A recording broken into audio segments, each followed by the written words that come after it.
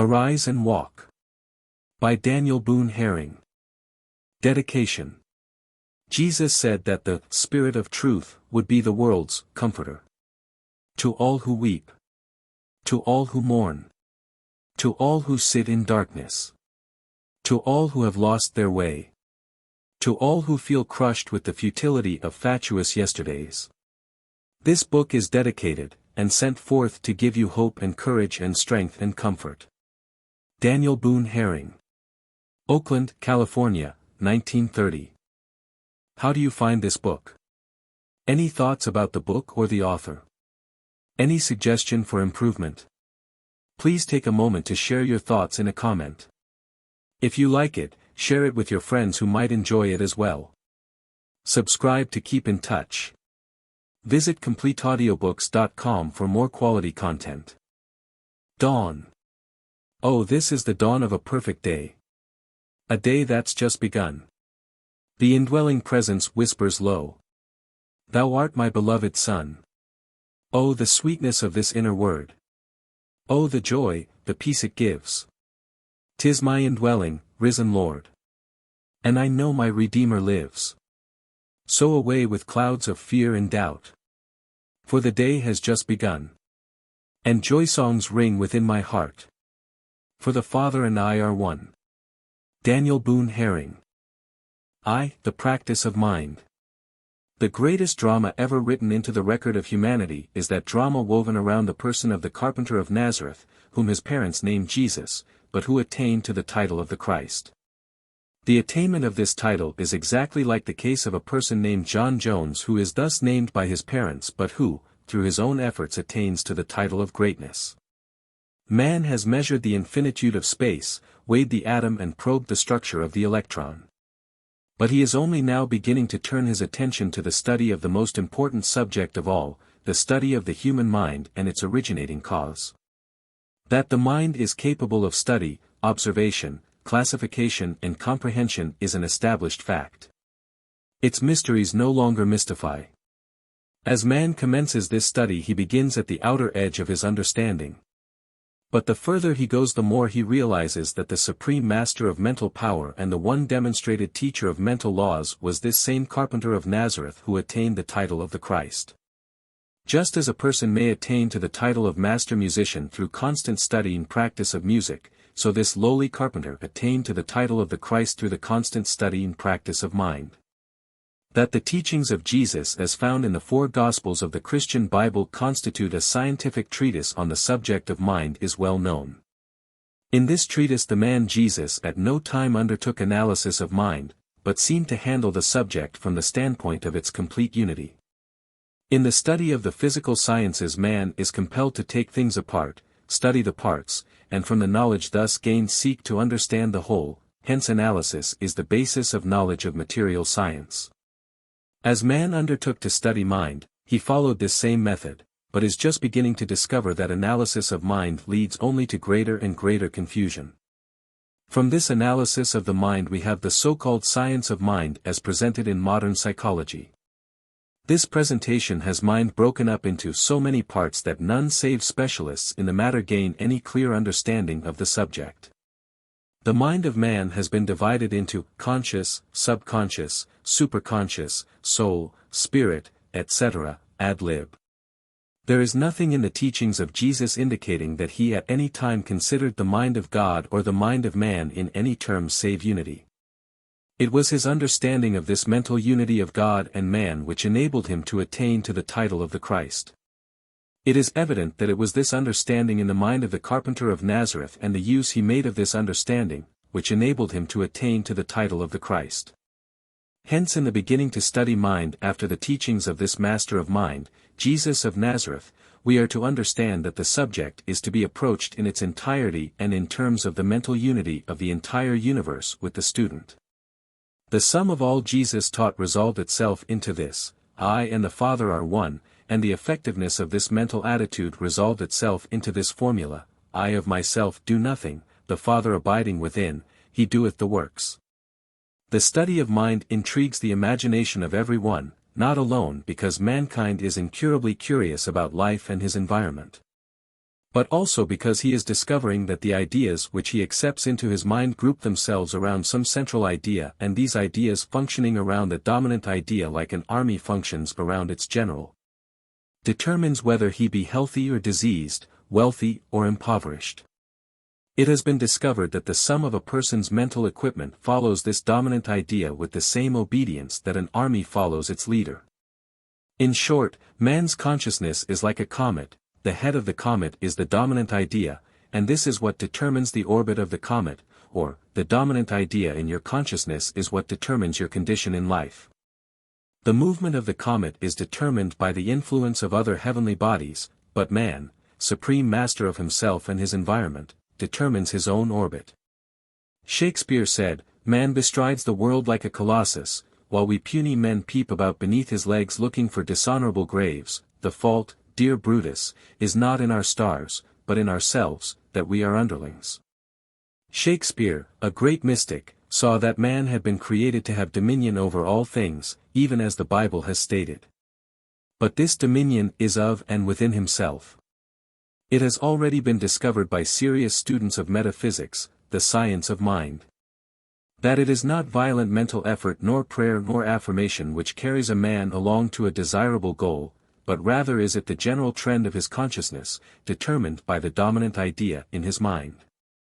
The effort to inject powerful affirmations into the mind of the student sometimes proves as disastrous as if a comet suddenly met a power sufficient to throw it out of its orbit.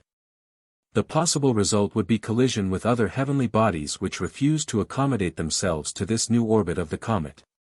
Serious students of mind are giving their time to the study of the laws and methods taught by Jesus, because they now realize that each individual is like a comet, and any readjustment must be made with due regard to the rights and the movements of other individuals. The change of mental movement of the individual is possible only when the student desiring to change the orbit of his life does so according to the universal law of mind which makes such change possible without interference with others who are changing at the same time. This changing of the mental orbit of the individual is like the changing of direction of a comet. The dominant idea must be changed. And this necessitates a change in the whole composition of the mind, and is possible only through mental training and practice. Thus we see the futility of trying to change universal mental laws by violent efforts of an untrained mind. The impossibility of changing the universal laws of life by or through prayer, or the nullification of universal laws through denial or affirmation. Jesus taught the psychologically supreme idea and said that this idea, established as the mental center of gravity, would automatically train the mind according to cosmic laws which govern every atom of matter, every point in space and every instant of time. Jesus, the mastermind of all time, approached the universal in terms of its entirety and wholeness. Jesus never analyzed his own or the cosmic mind. He approached the business of living in terms of the integrity, completeness, wholeness and indivisibility of the cosmic mind and his own relation to it as being an integral part of that divine unity. I and the Father are one. No one can gain a workable understanding of the unity of the one supreme mind as long as he is looking for the parts. The fact is, according to the teaching of this Master of Life, there are no parts, there is only the one.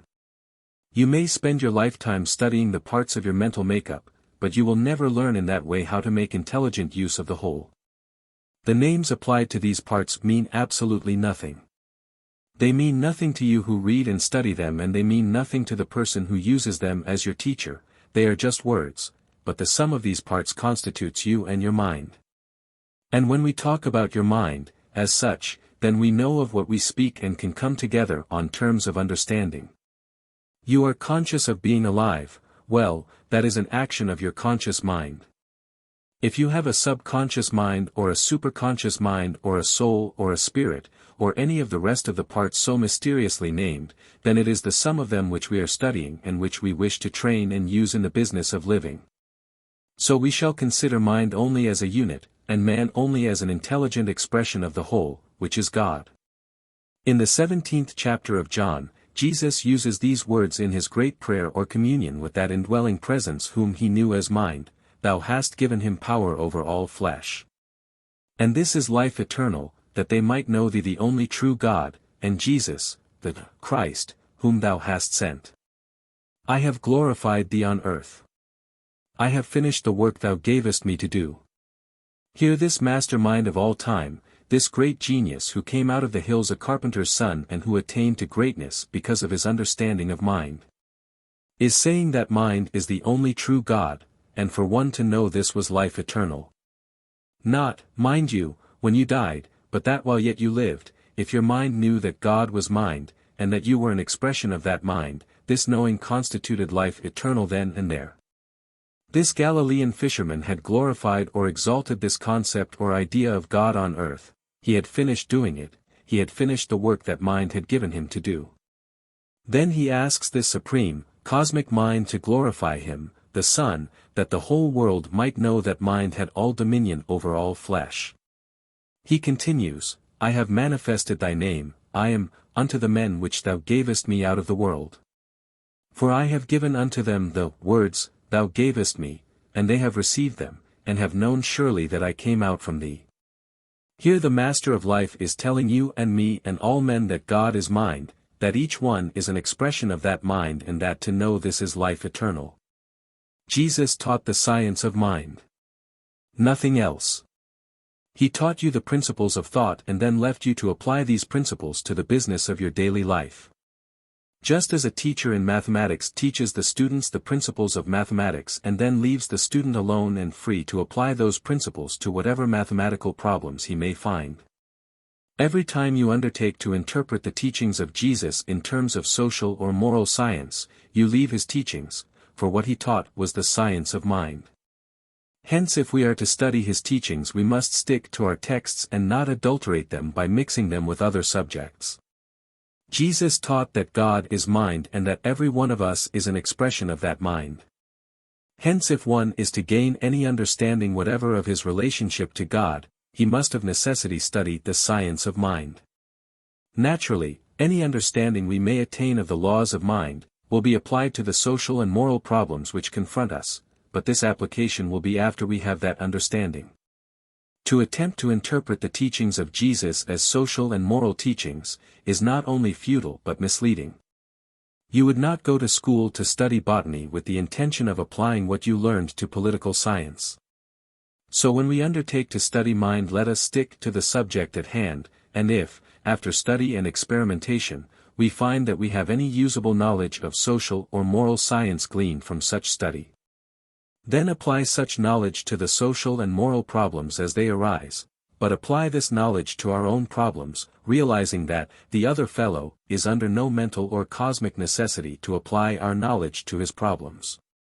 We are to understand then that the mighty drama of life as enacted by Jesus of Nazareth is a word picture of the operations of the cosmic mind as it relates to the individual. And that all social and moral laws are the operations of the mind of man as it relates to the interacting social and moral relationship he, himself, has established. Moral or social laws are not God's laws. For God, being mind, then God's laws are mental laws. Before we proceed with our studies it is necessary for us to get this one fact fixed firmly in our mind. That we are not studying social or moral science, we are studying the laws of mind. And we are studying them as they were taught by Jesus of Nazareth, and our textbook is the four Gospels of the Christian Bible. Also we are to understand that whatever knowledge we may gain through a study of mind, we shall apply to our social and moral problems after we have that knowledge. All our personal problems revolve around the social and moral relationships, and what we are seeking is some law which will solve those problems in a satisfactory manner for us and in no wise interfere with the perfect freedom of others involved. Once I heard a man say that Christianity has failed. Christianity has never yet been tried, hence it could not have failed. The teachings of the gentle mild-mannered carpenter of Nazareth have been mixed with the Mosaic law and taught as Christianity, but the teachings of Jesus have never been taught. And those who have any knowledge of them have gained such knowledge by a private and personal study of the story, and private and personal experimentation, each within his own mind, of the laws set forth. The identifying idea in the Mosaic teaching is, "Thou shalt not," and the identifying law is punishment, "an eye for an eye." The identifying idea in the teachings of Jesus is, thou shalt love, and the identifying law is, there is nothing to fear. One need not examine his own mind very long to discover that the Mosaic law has been taught him and that the Mosaic idea is the idea he uses most, and that the Mosaic idea is the idea we see practiced in government, religion and private life. Moses, as he is represented in the biblical allegory, is an allegorical character. That is, it is evident that this character was named to represent what man had discovered up to that time regarding the laws of mind and how man could apply them to the business of government. Whether or not there ever was such a person is of no importance, the name itself means lawgiver, and he was most assuredly that. The 3 million people whom he escorted across the desert were badly in need of stringent laws, and since they had been in bondage for centuries and had therefore been unable to keep in touch with the thought of their prophets, they would respond most readily to such administration of law as had fear as its basis and personal punishment as its basic principle. According to the story, Moses had been a sheep herder for 40 years on the plains of Midian. During this time he thought. He turned his attention to the phenomena of cosmic manifestation and saw that all objective nature gave evidence of being directed by intelligence, hence that which directed it must be mind. So, he thought and thought until he came to the conclusion that anything that had a mind was capable of identity, and that mind had but one way of identifying itself, and that was in the statement of itself. So, when he started on this mission of liberating the children of Israel from the pharaohs, he said that I Am had sent him, meaning that mind had sent him. Moses was the originator of that use of mind which is called today mass psychology. He learned how to control the multitudes by introducing to their minds the psychologically supreme idea and ascribing to the idea a name and a power, hence Jehovah, which means, I Am, was the God of Moses. The most important work Moses had to do was to keep these savages from killing each other, and to govern them by such laws as would be instruction for them when they arrived at their destination and enable him to begin to establish some form of government. This was some job. Moses knew enough to realize that as a man he could not control this multitude, so he ascribed a power and a name to that which backed him up in his authority over them. Since the most important matter before him was the establishment of a social and moral order, he stressed the social and moral aspect of what law he instituted, neglecting the more important mental laws which he knew perfectly well.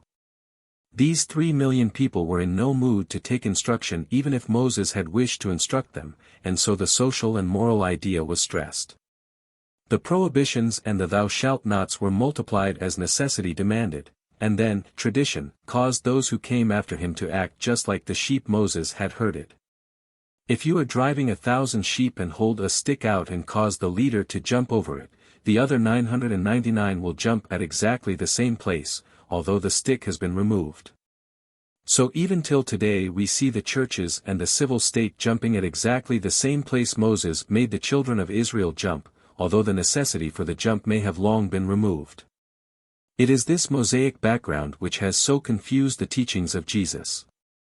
Jesus said that he came to give us a new law, a new covenant. Instead of an eye for an eye punishment, he substituted the law of thou shalt love thy neighbor. The Christian Church teaches the old Mosaic laws, but teaches them in the name of Jesus Christ as interpreted by a man named Paul, himself a master gangster of the old Mosaic dispensation. One who had butchered and murdered countless thousands because he did not like them and they were followers of the Nazarene.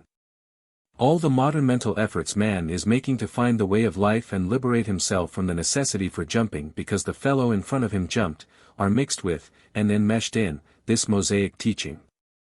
There is no quarrel with this Mosaic law, at the time it was given it was exactly what was needed. But we are not in bondage to a pagan power, we are hot lost in a desert, and we no longer require those prohibitive laws which were designed to bring fear into the heart of all who heard them. There is absolutely no significance to the laws of Moses as found in the Old Testament other than that a genius somewhat like Henry Ford undertook to solve one phase of the problem which confronted the children of Israel. And he discovered the mental law which made it possible for him to do it, and he applied that law and did do it. Which is no more remarkable than what has been achieved by Henry Ford, and has nothing to do with religion, any more than Henry Ford's achievement has to do with religion. 2. The cosmic idea which Jesus dramatized. Moses stressed, being caught in the act. Jesus stressed the thought process which produced the act. Moses said, "If we catch you in the act, we will stone you to death," or words to that effect. Jesus said, "If ye think it in your mind you are already guilty of the act." Moses taught moral conduct. Jesus taught mental processes. Neither Moses nor Jesus claimed that God would punish. Moses said, "We will stone you to death." Jesus said, "Neither do I condemn thee." A concrete illustration: I was raised in the West, where we had a certain code of ethics. For instance, if you insult me, I am in duty bound by that code of ethics to either shoot you dead, thrash you with my fists, or ostracize myself for non-observance of this code. Suppose I learn how to think for myself, and, for any reason whatever, I decide to pay no attention to you when you insult me. If I react to the code, I am reacting to what others thought before I was born and who, for that reason, could have no possible knowledge of what my need should be. If I know how to think, the ostracism will amount to nothing, because if I know how to think, my thinking processes will show forth in such conduct as to inspire admiration, faith, trust, and goodwill. I am not afraid of what others may say or think. Because man seeks to use mental laws to enslave his fellow man, and he knows that his fellow man will not be enslaved if he knows how to think, the thinking process is not taught. And because there are many who know enough of the mental laws to be suspicious of the ideas given them by their leaders, these leaders are prone to claim that God said. They are eager to get a background of religious authority for their commands. Hence they claim that the orders they give are the laws of God. God is mind. God's laws are mental laws. Jesus taught this truth, and he said this truth would make you free. Moral and social laws are laws made by men. Jesus taught that the only sound basis of moral or social law was, love thy neighbor as thyself. How many social or moral laws do you know that are based upon this teaching? Social and moral laws are to be obeyed. There is nothing wrong with the idea of social and moral law, but do not let anyone make you believe that God gave them as they now stand. God did give a social and moral law through his representative, Jesus Christ of Nazareth, but this social and moral law is, love thy neighbor as thyself. Whenever man begins to legislate and make social and moral laws based upon this major premise, then and then only will you see the law of God incorporated into the Constitution. Social or moral laws do not cause the force of gravity to function. Social or moral laws do not cause the tides to rise and fall. Social or moral laws do not make the earth bring forth her bountiful crops every season. Think. Jesus taught that God is mind. Jesus demonstrated that the laws of God and the laws of life were mental laws. Get the teachings of Jesus divorced from social and moral laws, or you will never get the slightest inkling of what he taught. No institution will ever teach you this truth. If you ever learn it, you will have to learn it by the application and the practice and the experimentation with the laws Jesus taught within your own mind. According to the Mosaic law of an eye for an eye, according to this law of punishment, all authority inheres in the one who has the civil authority to administer punishment. According to the law of life and love taught by the master thinker of all time, Jesus of Nazareth, all authority inheres in him who can love his neighbor as himself. The supreme authority is that authority which is a natural result of mental power. Mental power is the natural result of training the mind according to the pattern given by Jesus of Nazareth. To one who has a trained mind, the observance of social and moral laws, be they whatever they may, in no way restricts his liberty of thought and action. Such a one may apply the mental laws of God to his own personal problems and solve them masterfully and successfully, and at the same time observe any or all social and moral laws. But when you are lost in a maze of confusion about what is right and wrong, and seek to solve your personal problem by the application of man-made social and moral laws, you find yourself hopelessly involved in an ever-increasing complexity of life. God is mind. You are a mental creation, hence a thinker. God's laws are mental laws. Mental laws govern the entire universe. You are a part of it. A poet once wrote, of a brook, men may come and men may go, but I go on forever. Jesus said, "Heaven and earth shall pass away, but my words shall not pass away." Mind is God, hence permanent. An idea is an action in mind, and if that idea is an idea which is cosmically true, then by virtue of the permanency per se, that idea can never pass away. Hence if you believe what Jesus taught, you will believe that you, too, are a son of God, and since God is mind and you are a mental creation, this idea you have that you are the son of God can never pass away. It is an obvious and cosmic fact.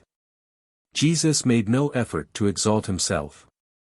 Jesus produced this mighty drama of human life upon the stage of the world for one purpose, to present this cosmic fact about you, that God is mind, that you who read are an expression of that cosmic mind, hence its son. That the law of mind which enables you to find full and complete expression for all the genius there is in you, is a law which does not violate the integrity and unity of this one supreme mind with every manifestation of itself. Hence the most natural and most obvious thing to the mind of a thinker is the law Jesus gave, "Thou shalt love thy neighbor." Recognizing the presence of mind, God, as occupying every atom of matter, every point in space and every instant of time, then your neighbor is full of that one supreme mind. Your neighbor is a manifestation of that one supreme mind, which is God, hence it is natural and easy to love thy neighbor. But it is a mental phenomena and has nothing whatever to do with social or moral law. Jesus made every effort to dramatize this idea, and he succeeded in doing it so vividly that it became necessary to disguise his teachings that the multitude might not learn it. Mind being omnipresent, omniscient and omnipotent, God, then it follows that God is in all people. God has not chosen any race, creed or person as his pet. Mind seeking expression of itself will flow continuously through any channel which furnishes the conditions which will permit it to flow. Hence those races or persons whose lives seem to indicate that they have received some special favor from the Lord are merely those races or persons who have used their minds most intelligently. Mind is just like water in a reservoir, it will flow through any channel furnished for it. The water is not favoring the place through which it runs, but it is refreshing that place by virtue of its presence there. Mind will flow through your mind, if you will let it, not because you belong to some particular race, creed, or because you are good, but because you furnish a channel through which it can flow. There are many kinds of channels. Those channels which preserve the unity and the integrity of the whole universe are in line with the cosmic urge, hence they become mighty streams of power. The individual seeking to make of himself a channel for the flow of cosmic energy will find it possible only if he learns and applies the mental laws taught by Jesus. And the basic principle of these laws was and is, "Thou shalt love thy neighbor." Jesus did not state one single negative law. Every command he gave was a positive affirmation of life and love. In this book we are studying mind, and we are studying mind in relation to the individual, in relation to you who read, for you are an individual. Also we are to study the mind of the individual according to the directions left by the master individual of all time, Jesus of Nazareth. Jesus did one thing supremely well. He proved that by the use of certain universal laws of mind, the individual could make himself of greater importance than the sum of the mass of humanity. The sum total of humanity is merely you multiplied. Were it not for the individual there could be no sum of humanity. The individual is the unit and the cornerstone and the foundation of humanity. Up to the time of Jesus, the individual multiplied was considered merely as a multitude to be exploited for the benefit of those who knew the laws of mind and thus assumed charge of the multitude. And by mental power forced them into such conduct and behavior as best suited their purposes. This carpenter of Nazareth, who came out of the hills a carpenter's son, became by virtue of the mental laws he used the Savior of the world. The greatest character the world ever knew and the most loved and the most popular hero the world ever produced. This one individual, shaking off the shackles of impotence and mental hypnosis from which his people suffered, stood out as the King of Kings. The world sat up and took notice of him, and even time itself is dated from his birth. Humanity as a whole, that is, the sum of humanity, had failed throughout the centuries to accomplish what this one individual accomplished. This book will deal with known and provable factors. Every book I have ever read upon the subject of mind has made use of terms which were absolutely meaningless to me. I shall avoid the use of terms of unprovable or of doubtful or indefinite meaning. I shall not use the terms spirit, subconscious, superconscious, soul, etc. I do not deny that there are such things as spirit, subconscious, superconscious, soul. I do not know anything whatever about them and do not believe that anyone else knows anything about them. They are words. They have been loosely used until the mind of the layman is hopelessly confused, and any effort to bring order out of chaos must make use only of such terms as are within the comprehension of the multitude. Hence in this book the only terms used will be mind and body, and the use of the term body will mean in every instance the physical body. You know you have a mind because you think with it. You know you have a body because you have to feed it and clothe it and house it. Hence when I speak of mind or body I am speaking about things with which you are familiar. The use of indefinite or abstruse terms fails to enlighten anyone. What we are seeking is an understandable and usable law of mind, and we shall arrive at that understanding only by the use of terms which have definite meaning to our minds as they are now developed and equipped. What a further development of our minds may accomplish and what new terms we may encounter will resolve themselves into concrete definitions as we proceed.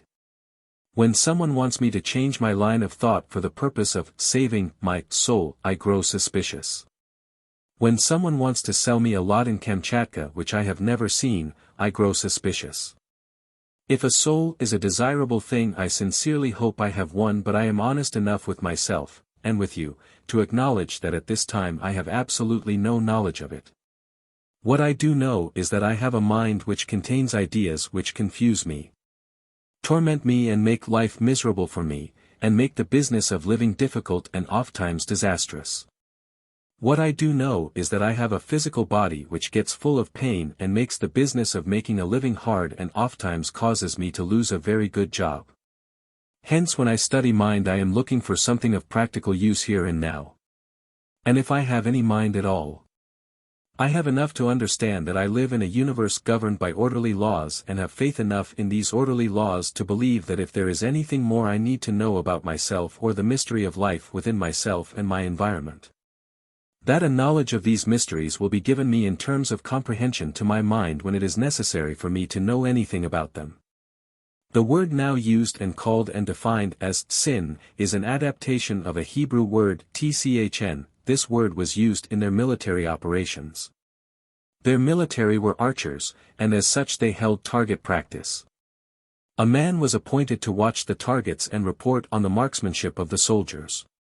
When an archer failed to hit the target, the watcher shouted to him, tchn, now interpreted, sin, that is the way it is pronounced. Hence, sin is a miss at the target. This has been used by those who sought to control the multitudes to make a great mystery. There is no mystery to anything which your mind understands. Hence those who make great mysteries of what they teach, do so with the obvious intention of mystifying you. I am making an effort to enlighten you. For he whom I follow said, the truth shall make you free. Free from what? From all the mystery. When your mind fails to hit the target, it sins. Your mind fails to hit the target whenever it fails to think for itself.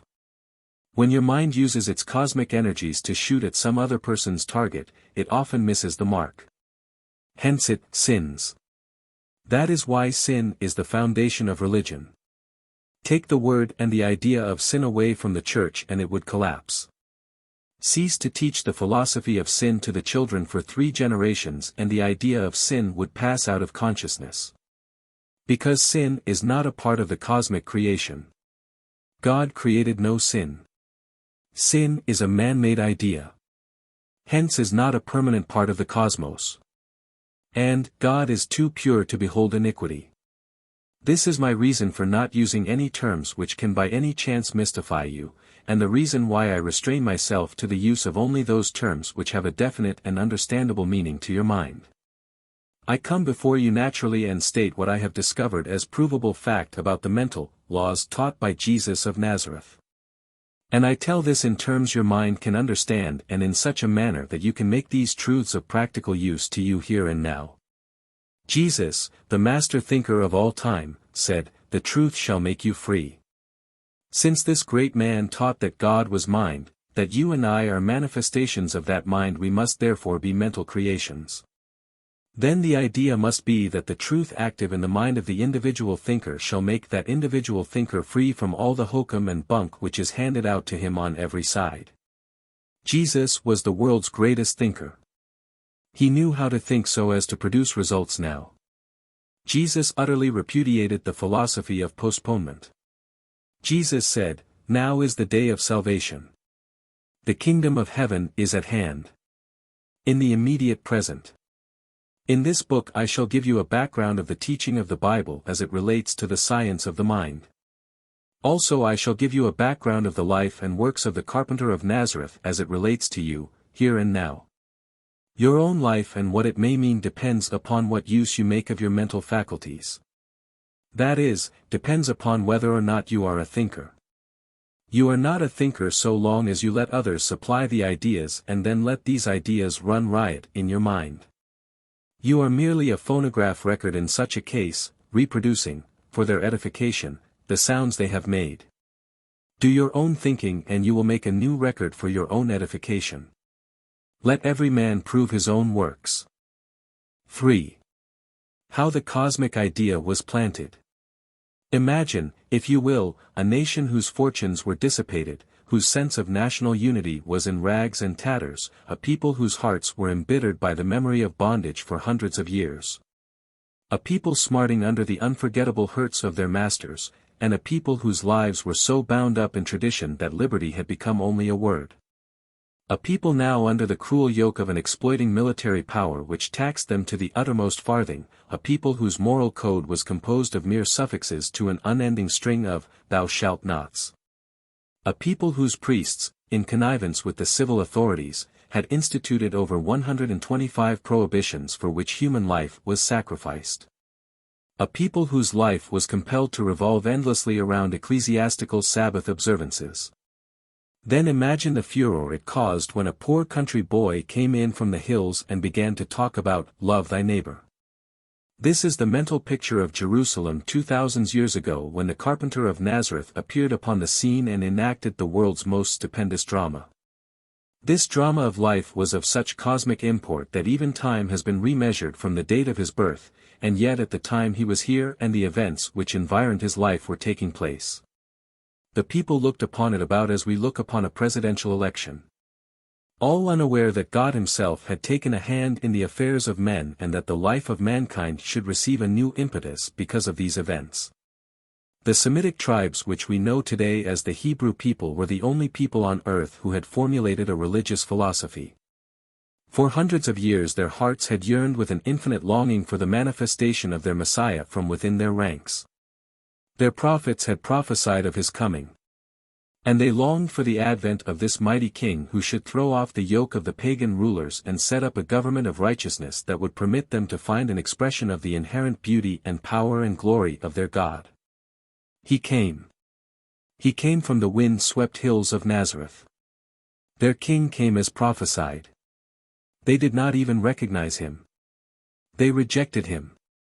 They even compelled their civil masters to allow them to crucify him, their king, their Messiah, the one whom they had secretly loved in their hearts, the one for whom they had looked so long. And they did this because he refused to enter into their petty personal affairs and join them in their enmity for their masters, and because he told them only, "Thou shalt love thine enemy." These people, suffering for centuries from oppression, whose minds were looking forward to the time when they could crush their enemies, were told by their king, "Thou shalt love." This, their king, failed to come up to their standard. He was mild-mannered, gentle, kindly, loving, altogether a weakling according to what they desired him to be. He was a great disappointment to them, so they shouted, "Away with him, crucify him." Is their conduct so strange? Is there not something in this picture amazingly familiar to you? Think. Their priests knew the truth about Jesus, but they refused to tell them that truth. The truth would have ruined their business and they had a very flourishing business. Have we improved so much in 2000 years? Think. Jesus, instead of joining them in their business, asked them to join him in his business. His business was the Father's business. Now you who read, stop a moment and think. In your approach to God, do you ask God to join you in your business? Have you ever listened to a preacher pray before a congregation? Did you ever hear one tell God just how to help him and his congregation out? I have. Did you ever hear one ask God for wisdom that he and his followers might join God in his business? I never did. Think. You who are students of metaphysics. Why do you seek for affirmations? Is it with the idea in mind that you can get God to join you in your business? Think. How many times have you really, truly, deep within your innermost heart, sought for the light of truth which would show you how to join God in his business? Your consciousness is just exactly like the consciousness of the Hebrew people. It has felt the cruel yoke of bondage, bondage to inhibitions, thou shalt nots, resentment to cruel injustice to which you have been compelled to yield. Eagerly you have sought for and longed for and cried out for your Messiah, the King who would throw off the yoke of this bondage and make you free. Would you know him if he came? Are you quite sure you would? Is it not possible that he has come many times to you and you have cried, away with him? Shakespeare wrote, all the world's a stage, and we are actors on it. All life is a drama. Life itself is the greatest actor, and nature is the largest theater. Nature enacts a mighty drama each year. She sets the stage, places the scenery in its proper place and brings forth her actors to do their parts. These mighty stage productions are ceremonials which set forth an idea. Just as any play you ever attended was for the purpose of setting forth an idea. In the dramas written by men you have found romance, beauty, strength, valor, heroism and all those qualities of human nature which are uniformly understood to represent the best that is in man. Nature is everlastingly producing a pageant. She gathers together her actors and sets them upon the stage of life in seasonal productions. At one time she shows forth her mighty power by exhibiting storm scenes.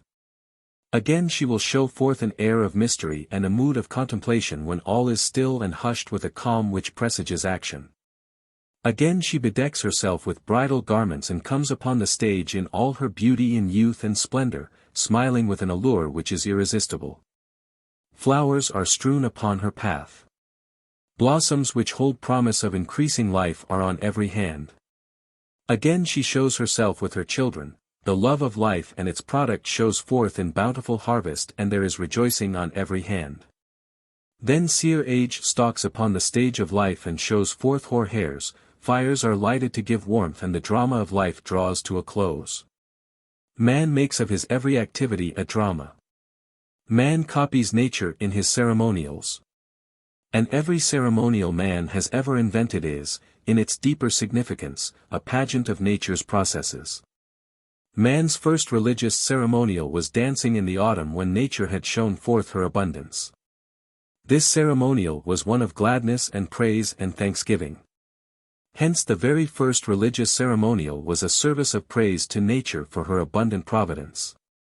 Then man discovered the periodicity and continuity of nature and found that the first sweet breath of spring and the first sprig of green on trees and the first pink blossoms were promises. Ceremonial proclamations of nature that life had been resurrected from age and death and inactivity. So man in his more reverent moments instituted the ceremonial pageant of Easter, knowing that at this time the great actress, nature, was about to stage another of her marvelous pageants. Man then discovered that all nature's processes were secret. And he instituted secret societies, and in the ceremonials he invented as initiations into these societies he followed nature and made of them symbols of the life which showed forth in his natural environment. Life became the main object of his research and the main idea exploited in all his activities, because life was the dominant idea which nature exploited in all her ceremonies.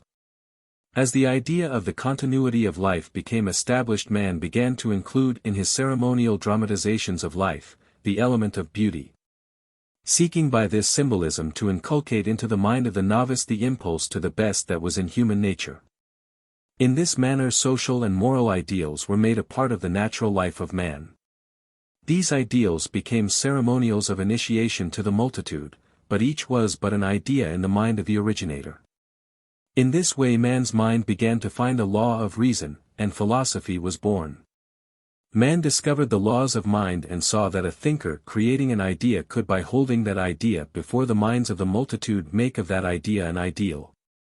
Then philosophy created ideas which concerned the whole of humanity, and the idea of one God was born into human consciousness. The idea of one God, creator of all that was, perfectly governing all he had created, became a human ideal, and humanity makes ceremonial observances which follow the pageants of nature for the purpose of symbolizing and holding before his mind this ideal. To make an ideal the dominant idea in the mind of man is the purpose of all instruction, all religion, all philosophy, and all effort toward government and all hope toward eternity. This ideal of the mystery of life is the basis of every human effort, and it is the urge and impulse natural to the heart of humanity which becomes the sweetest, most beautiful and most powerful impulse in the mind of mankind. The human mind, like all other phenomena of life, grows from a seed. In mind, the seed is an idea. This idea grows just exactly like a seed grows.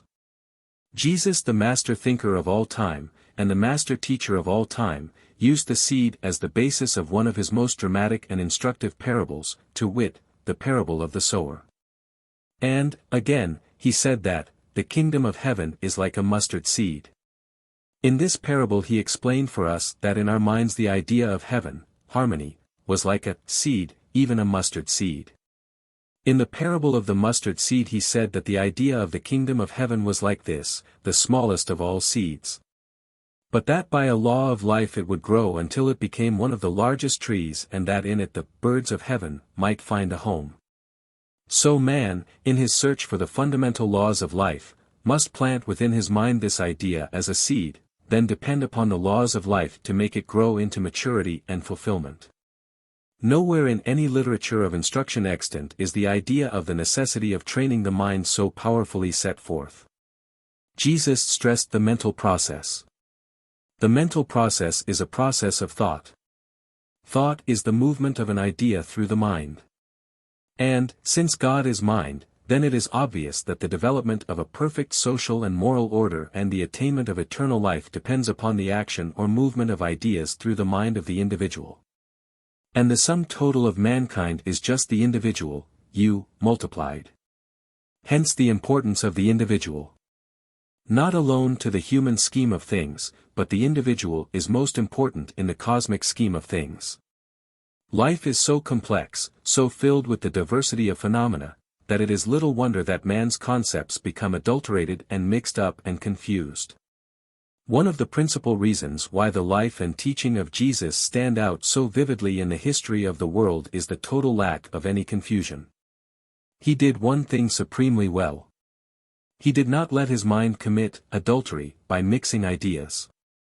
Today you and I and all men and women who are looking for the law of life which will enable us to live more abundantly must, of necessity, get our ideas divorced from this confusion. When anyone attempts to bring order out of chaos within his mind, he needs a pattern, a blueprint, a workable and an easily demonstrable law of mind. Nowhere, as far as I know, is there such a workable law save in the teaching of Jesus. Imagine, if you will, a house in which you have lived all your life.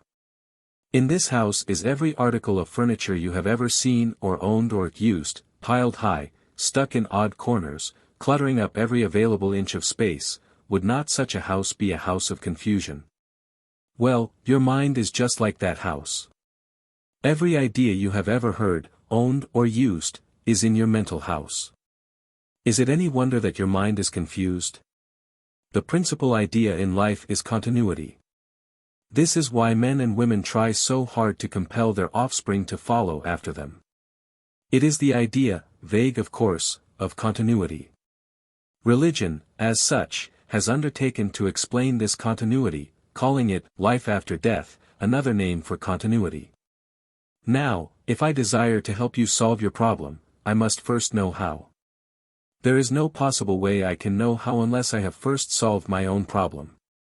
This is why the law of life is, physician, heal thyself. First. Before you undertake to teach another how to play the piano, first learn how to play the piano yourself. Before you undertake to teach another how to solve the problems of eternal life and the living of life right here and now, learn something of the subject by using the law on yourself, first. If I undertake to teach you a method of solving your problems which I have read out of a book, I cannot speak with authority.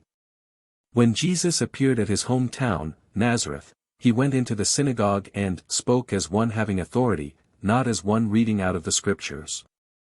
He knew because he had practiced the idea in his own mind and hence knew whereof he spoke. In freeing my own mind from the bondage of ignorance, I found the first essential was to know what religion was. So in helping you to free your own mind from bondage, I shall tell you what religion is. What it really is, then what you have been taught to believe it is. There is a difference, and the difference and the knowledge of this difference is what will determine whether or not you shall know the truth which makes you free. The word religion is from the Latin word religio. Religio means to bind back. As a mental phenomena, this means any action of your mind which will enable it to identify itself with its source, God. You have a source, that is, your life came from somewhere. That somewhere is God. Mind, being God, then identity is the law of life. That is, whatever you identify yourself with determines what you shall be. As a man thinketh in his heart, so is he. Hence if your mind can accept and use an idea which will identify you with your source, that action in and of your mind is religion. An action which binds back your mind to its originating cause, God, mind. This action in and of your mind has nothing whatever to do with your social or moral relationships, it is an action of your mind of identification with your source. For this reason religion is that which concerns an individual and his God. Religion cannot by any conceivable chance relate to or concern social or moral relationships. This is why Jesus said, "My kingdom is not of this world." This world is the world of social and moral relationships. The Church is a mighty power in social and moral life and should be considered as such, but not confused with religion, which is a personal and an individual matter and relates to the individual and his God only. To understand just what the Church is and is doing, and to intelligently divorce it from religion is the first mental act of bringing order out of chaos. Jesus, the master thinker, and the one for whom the Christian Church was named, attended church but once. He organized no church. He authorized the organization of no church. Jesus taught the individual how to identify himself with God, his source. Jesus taught religion, the binding back, the re-identification of the individual with his God. The Church belongs to the realm of political science. Political science is that accumulation of known facts regarding the government of peoples. The social and moral effort of the Church has contributed greatly to the establishment of sound political science. The Church functions as a sort of ecclesiastical and moral and social police force, assisting the civil authorities in preserving order and maintaining a high moral standard. This is a great work and should satisfy those who participate in it. It is a worthy work, a necessary work and a most praiseworthy work. But, after having accomplished this work, what is the idea of claiming a divine authority? Forever hereafter, you are to know that the Church is a helper to the civil state, that it does a necessary and a good work and you are to support it for that reason. But when it comes to religion, and the identification of yourself with God, that is a mental phenomenon within your own mind, only the mental instruction of Jesus of Nazareth can be of any help to you in that. Forget Paul, there is no claim made for him that he is the Savior of the world. Study the teachings of Jesus Christ as found in the 4 Gospels of the Christian Bible, and think for yourself. 4. The way to freedom which Jesus taught. Mankind has always done the best it knew how to do. Nations have always done the best they knew how to do. The Church has always done the best it knew how to do. The individual has always done the best he knew how to do. Mankind or nations nor the Church nor the individual is guilty of anything save ignorance. To do and accomplish the best is a cosmic urge. No nation, church or individual can resist this cosmic urge. Hence, to do the best one knows how is the cosmic law of life. It was to bring a light into this mental darkness, ignorance, that Jesus came. I am the light of the world, ye are the light of the world. The apostle once declared, knowing this law, happy is he that condemneth not himself in that thing which he alloweth. This means that anything any nation, church or individual does at any given moment of time is the best that nation, church or individual knew how to do in that moment of time. Hence it is but natural that at a later time that nation, church or individual will know a better way of doing that thing, but the knowledge of this better way is not to resolve itself into condemnation of or for the thing as it was done then. Hence instead of condemning your country, your church or yourself for what has been done, use the better knowledge and forget the past. This is wisdom. Let the dead bury their dead, said the Master of Life, Jesus of Nazareth. Jesus taught that the best way for any nation or any group or any individual to do anything was the way of the I am. He said, I am the way, the truth and the life. This meant that the best way for any nation to do anything was to train the individual in that nation to identify himself with God, first. Jesus taught that the most important thing any nation, church or aggregation of people could possibly do, was to train the individual, because that nation, or church, or group, was merely the individual multiplied. Nations have made laws compelling the individual to identify himself with that nation. Churches have made laws compelling the individual to identify himself with that church. Jesus taught that the way of life for nation, church or individual was for the individual to identify himself with God. This is a matter of identity. Identification is a mental process. Mental processes consist of the activity of ideas in the mind of the thinker. The only thinker on earth is the individual. Jesus was the world's greatest thinker, that is why he is called the Savior of the world. He taught the individual how to think. A nation, church or group composed of individuals who know how to think, could rule the world. God is mind. God creates the individual in his own image, a mental creation, a thinker, like himself, hence thinking is the most stupendous and at once the most important subject with which mankind can engage itself. No nation, church or group can produce thinkers as long as the leaders of that nation, church or group do the thinking for the individuals which compose that nation, church or group. This is the reason why the individual, per se, who wishes to be free must think for himself. It is this truth that Jesus promised would make you free. Jesus said, in effect, think for yourself and you shall be free, providing you will accept the idea I give you as your major premise, and think from that premise. The major premise of all his thinking was, I and the Father are one. This was perfect mental identification with his source, God. Jesus steadfastly refused to identify himself with his family, tradition, state, or church. He said, I must be about my Father's business. The Father's business was the business of teaching the individual that he was an expression of the Father. You who read have been taught to identify yourself with a nation, a church, a lodge, a political party, with disease, death and ignorance, because you have permitted others to think for you. Awake thou that sleepest and arise from the dead. Think and be free. Identify yourself with God. Jesus came out of Nazareth a carpenter's son, he became the Christ of God because he did his own thinking. You have come out of somewhere, named and tagged and described by others who have done your thinking for you. It is dawn. Awake, and think. Name yourself.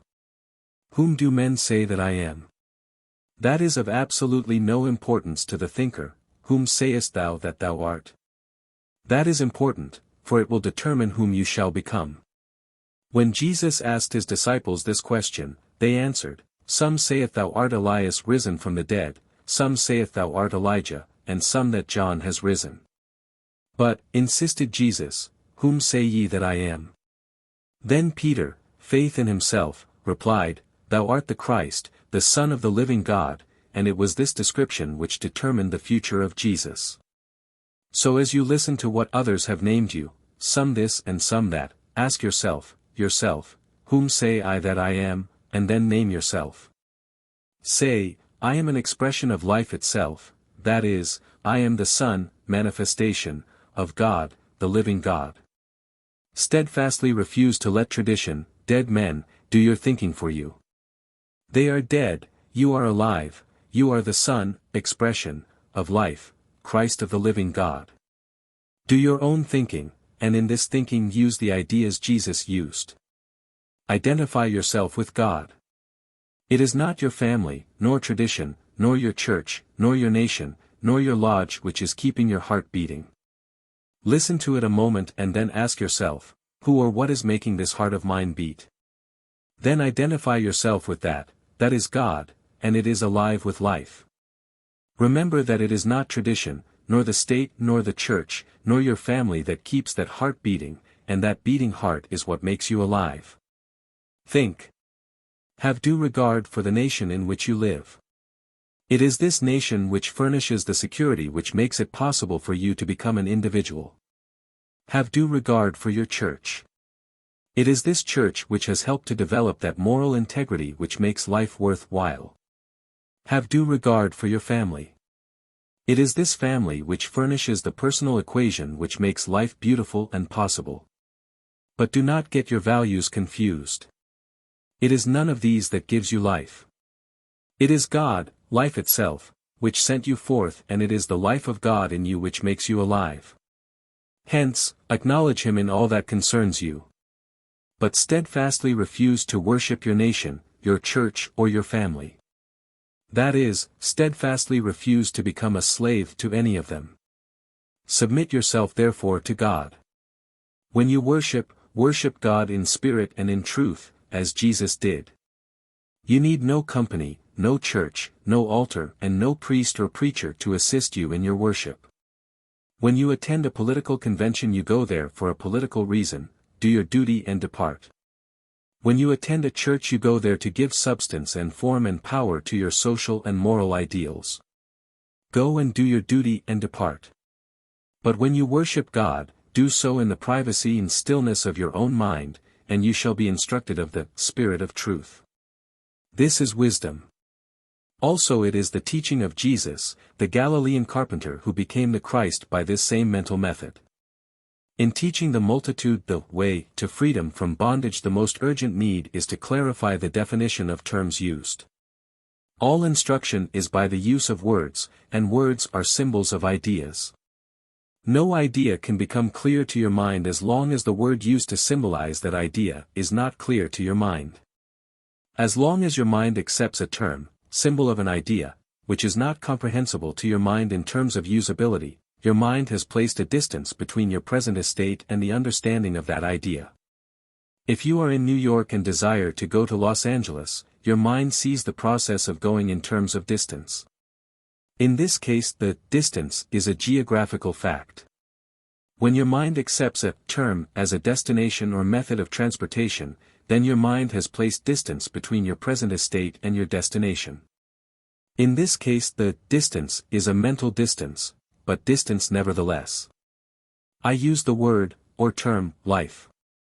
Life is not indefinite to you in terms of usability. You know you are alive. Hence my use of the word or term, life, to signify God, is the use of a word or term which you can comprehend in terms of usability. This is an effort to clarify the idea I present to you. Jesus made use of terms which were comprehensible to Iris hearers. He made no effort to mystify anyone. His whole effort was to clarify and make plain the way of life for you. I am come that they might have life, and that they might have it more abundantly, more of God and a greater identification with God, life, mind.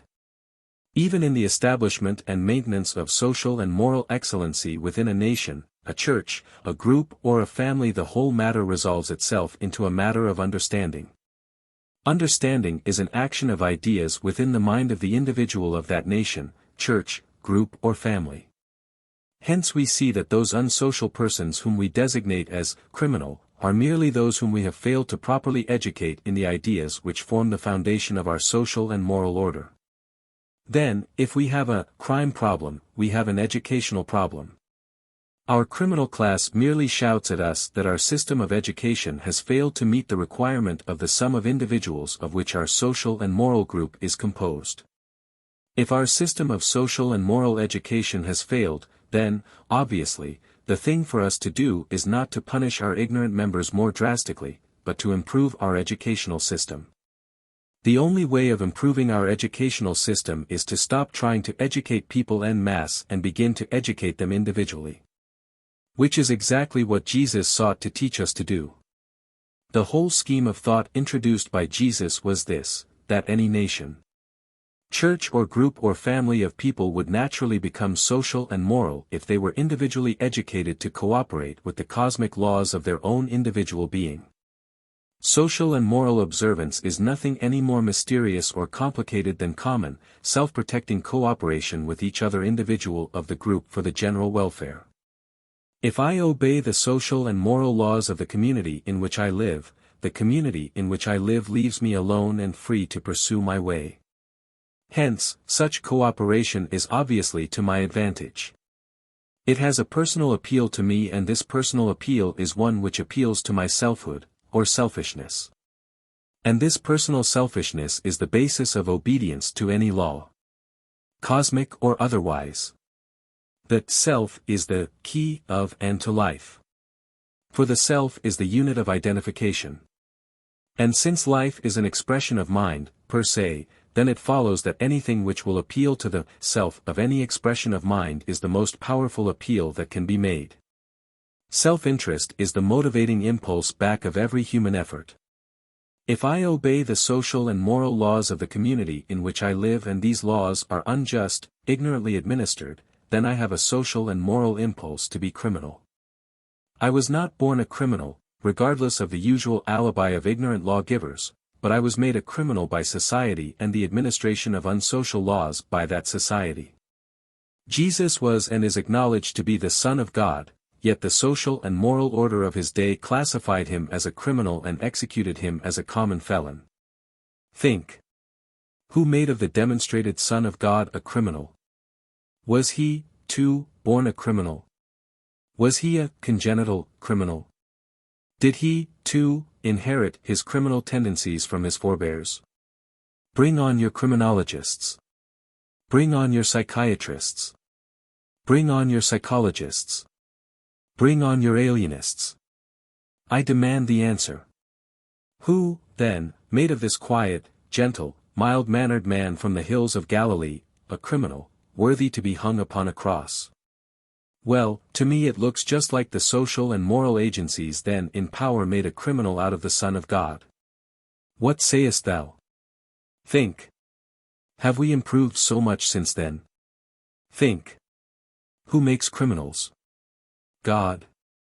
Or man? Think. Is it good sense to alibi your own ignorance by passing the buck to God Almighty? Again I say unto you, think. Any idiot can pass the buck. Any imbecile can transfer responsibility.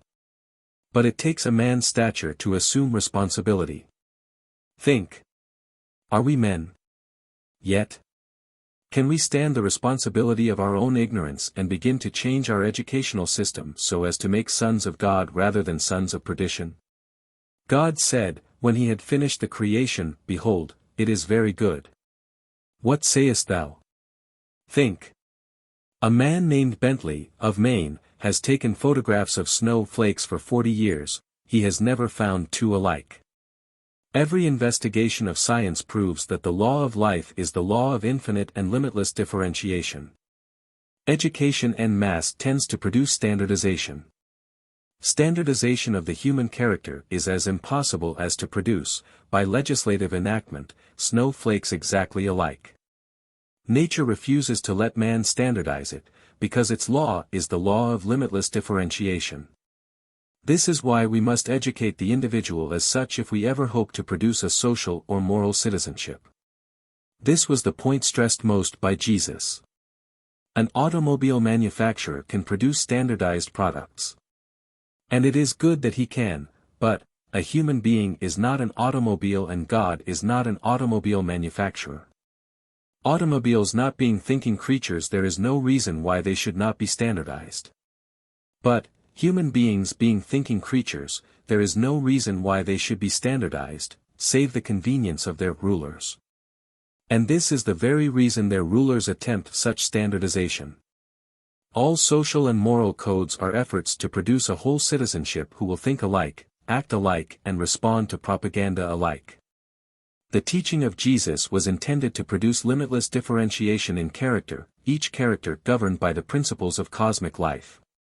Character is the conduct resultant from the dominant ideas in the mind of the thinker who is the cause of that character. The best ideas extant are the ideas taught by Jesus.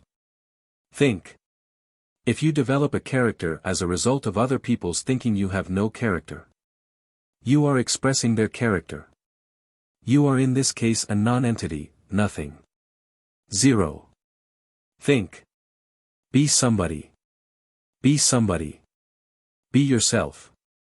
You will probably make mistakes, but the mistakes will be your mistakes. As it is, you are everlastingly suffering for the mistakes of others. To make mistakes is human. To correct them is divine. Why not be divine yourself?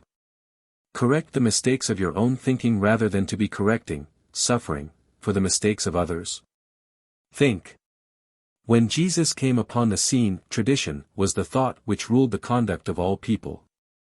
When you came upon the scene, it was still tradition, the thought of those who had gone before, which ruled your thinking. Dead people have no right to think for you. They, too, were victims of dead men's thought. Think. Jesus said, "Let the dead bury their dead," meaning, let the thoughts of dead men alone, forget it. Think for yourself. Do you remember the thoughts you had as a child? What would you think if someone told you that you had to continue with those childish thoughts? Life is progressive. Life is progress. Life is a manifestation of newness.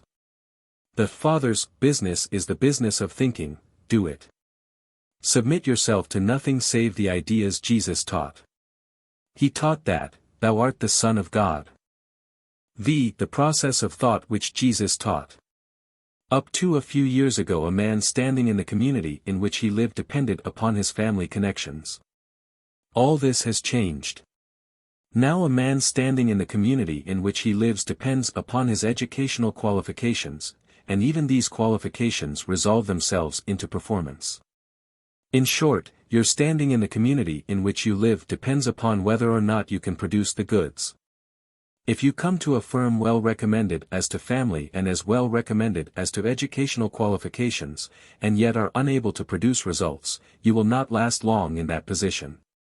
A person's ability to produce results depends upon the training his mind has had. Formerly it was assumed that if you had good family connections you would be able to produce results because people worshipped the family background. It has been discovered that a man's family background will not make an automobile run that is out of order.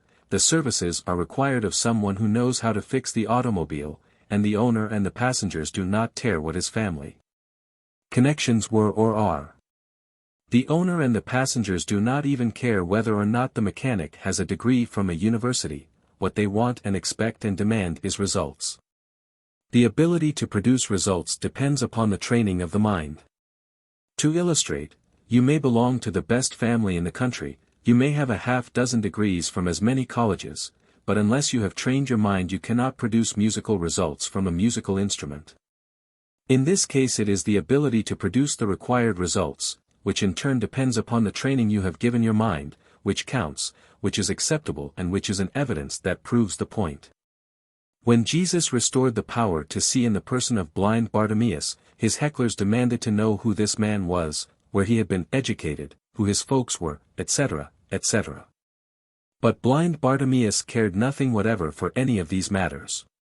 He said, "This I know, whereas I was blind, now I see." Just what was the reason this carpenter's boy from the hill country could open the eyes of the blind while the priests who claimed divine authority could not? At no time did Jesus claim any divine authority. He said in every case that it was something within, the Father abiding within, the faith of the supplicant, etc., etc., which effected the healing. There is no one anywhere in this universe any more divine than you who read. God, the Creator, being omnipresent, omniscient, omnipotent, then He is in every atom of matter, every point in space, and every instant of time. Hence God must of necessity be in you, now. If God is in you now, then you are divine, now. It was this mental attitude which made of the carpenter's son the Christ of God.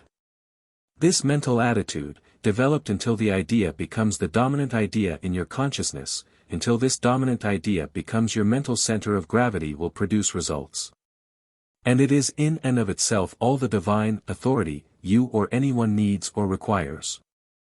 This results from your thinking the ideas Jesus thought. The Father and I are one. God is mind. Jesus taught that God was, and is, mind. Then the laws of God are mental laws. And if you learn the mental laws which govern life, you have the key to success, and you can produce the results which bear witness of the fact that God is with you.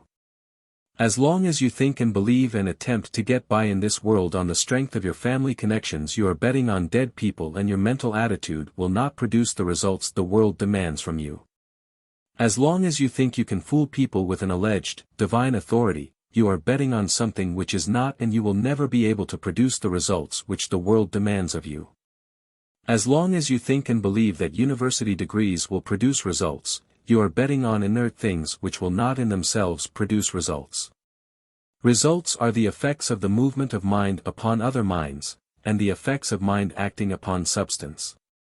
Thinkers are those who realize within their own minds, which is a thinking process, that which caused them to be is greater than I. The very secret of power in Jesus was this mental attitude and a consciousness the sum of which revolved around this dominant idea: the Father is greater than I.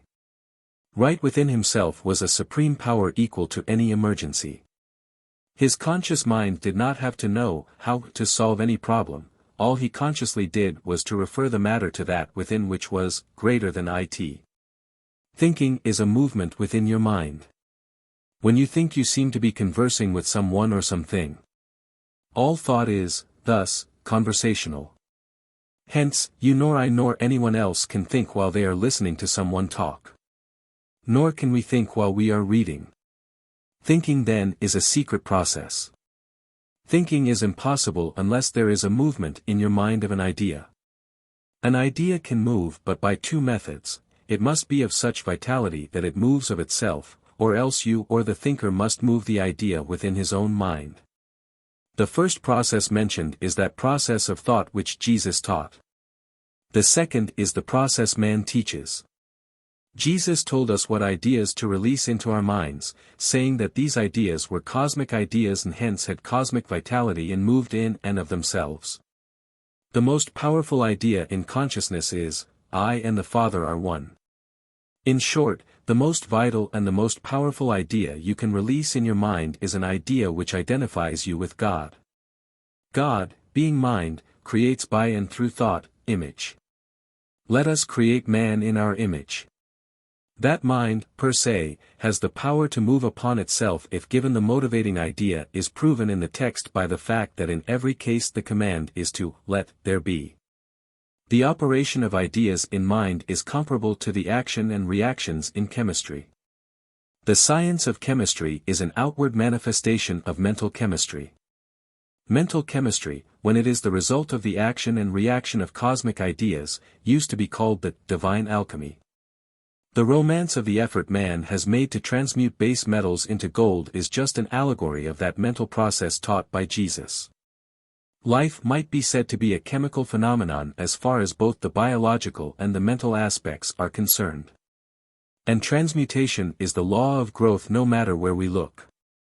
The plant transmutes the mineral of the ground into itself. The plant is a higher form of life than the mineral, hence that transmutation is progressive and so, divine. In the case of the plant transmuting the iron in the earth into itself, something higher in the scale of livingness results. The animal transmutes the plant into itself, into flesh, and both the mineral element and the vegetable element has now been transmuted into a still higher form of life. Higher, because the animal is a conscious form of life capable of conscious direction and movement. Man comes along and eats the flesh of the animal. And the flesh of the animal containing both the vegetable and the mineral elements has then been transmuted into a still higher form of life, and the transmuted elements become thought in the mind of the thinker. This is the truth of that divine alchemy. Mind utilizes and transmutes every other form of life for its own uses and makes of all other forms of life a vehicle for the transmission of thought. Thus mind proves that it has power and dominion over all flesh, and all other forms of life. Thou hast made him a little lower than the angels, and hath given him dominion over the works of thine hands. In the case of the plant transmuting the mineral element of the earth, it is a case of the Father abiding within, doing the works, because the plant does not know how to do it. In the case of the animal transmuting the vegetable into itself, the same is true, because the animal does not know how to do it. In the case of the man eating the flesh of the animal and transmuting the vegetable, mineral and animal elements into himself, the same holds true, for man does not know how to do it. In every case, however, there is something which does know how to do it, for it is done. This mighty truth was presented by Jesus in the allegory of his first miracle, the turning of water into wine. All know that this mighty drama of life enacted by the carpenter's son is a word picture, a motion picture played with words, a word picture of how mind acts when set into motion by one who knows the laws of mind. The most significant expression used in this allegory is that no one knew how the water was turned into wine, save the servants. Here was the ruler of the feast, the bride and groom and the Son of God, but none of them knew how to transmute one substance into another substance, but the servants knew. Study the social condition of Jerusalem 15 minutes and you will laugh at your former belief that any servants of that day knew any chemistry or any alchemistry. Here as in the other cases I have cited above, we see that life itself which abides within every form knows how, and this greatest of all is our servant, and the servant knows. Jesus made some very significant statements, which have been neglected, in fact ignored. One such was, "My kingdom is not of this world." We are to remember that Jesus was teaching the laws of mind, he was thus a teacher in psychology. So, when he makes such a statement we must interpret it in terms of what it means as regards the laws of mind. The kingdom of this world is that realm of thought activity which has been evolved by humanity throughout the ages. It contains those ideas. But Jesus was teaching how man, that is, the individual, might identify himself with God instead of being a slave to the identification of mankind. Along with this statement of Jesus went this other one, "Whom say ye that I am?" Ask yourself that question. Just whom do your friends, and enemies, say you are? It is very human to run to your friends and ask them what they think of you and your work, but it is also futile and useless. Useless because it is of no importance what they say about you or whom they say you are. Whom sayest thou that thou art? Upon your answer to this question depends whether or not you are a thinker. A success or failure. A live wire or a dud. God, Supreme Mind, has said once and for all time, "Thou art my beloved Son in whom I am well pleased." Your friends and enemies may call you all sorts of things and names, and they will change those names to suit their own convenience and without any thought of your welfare. But God has you named permanently, and well. That something within whom Jesus referred to so often and so lovingly as the Father abiding within, that which knows how to meet and master every emergency, that has named you his own Son and declared that he is well pleased with you. Why worry? Every distressing thing which has ever occurred to you has been distressing because you did not know how to think about that thing or event. You have accepted what others have said about it, and thus your own mental reaction, alchemy, has been distressing. You are like a cask of grape juice which a winemaker would set out to ferment and become wine by a divine process called chemistry. And then he would permit every Tom, Dick and Harry who came along to drop some rotting vegetable into the cask, or induce him to change his formula. The result would certainly not be wine, it would be fit only for the sewer. I know lots of people whose mental activities are fit for the mental sewer. You can change the waters of negation within your own mind into the wine of life as did Jesus at the wedding feast, if you will arrange for the wedding feast. A wedding is an event symbolizing the union or unity of two opposite forces which will by force of their opposition, produce new life. Let the idea of God's holy, presence, as a living cosmic fact about you, be joined to what other ideas you have in your mind, and this wedding or union of these two forces within your mind will turn your negative life into wine. Your first miracle. And your conscious mind does not even have to ask how it is done, because the servants know how to do it. But you have to think, and you will have to be alone when you think, and your thinking will have to be the mental activity resulting from the release of this one supreme idea in your mind, to wit, I and the Father are one, now. The Father is that life which transmutes base thoughts into the gold of lovely thoughts. Your moral standing in the community in which you live depends upon how much you have been able to conceal. But your standing with yourself depends upon how much you have been able to reveal. It is of little use fooling others, you cannot fool yourself. Moses taught, watch your conduct. Jesus taught, watch your thoughts. It is of little avail if your hair be curled and well trimmed, your nose powdered, your body beautifully gowned and your friends all admiring you, if you can't stand it to be alone with yourself an hour. Many persons who stand high in the community, whose life to all appearances is admired and envied, commit suicide because they are not beautiful inside, to themselves. The rewards of mental attainment are without price and cannot be classified with the rewards of any other effort whatever. No possession but what may be taken from man in the twinkling of an eye, save mental poise and power. These are permanent and no man and no law can deprive the man of these mental attainments either with or without his will. There is no degree of material wealth and no degree of material power which compares in living satisfaction with mental equipment and mental attainment and mental poise and power. The one sure way of attainment to or toward mental poise and power is to exercise your mind by arriving at your own conclusions. In short, do your own thinking. Jesus, the carpenter of Nazareth, was and still remains the most dramatic figure in the world's history.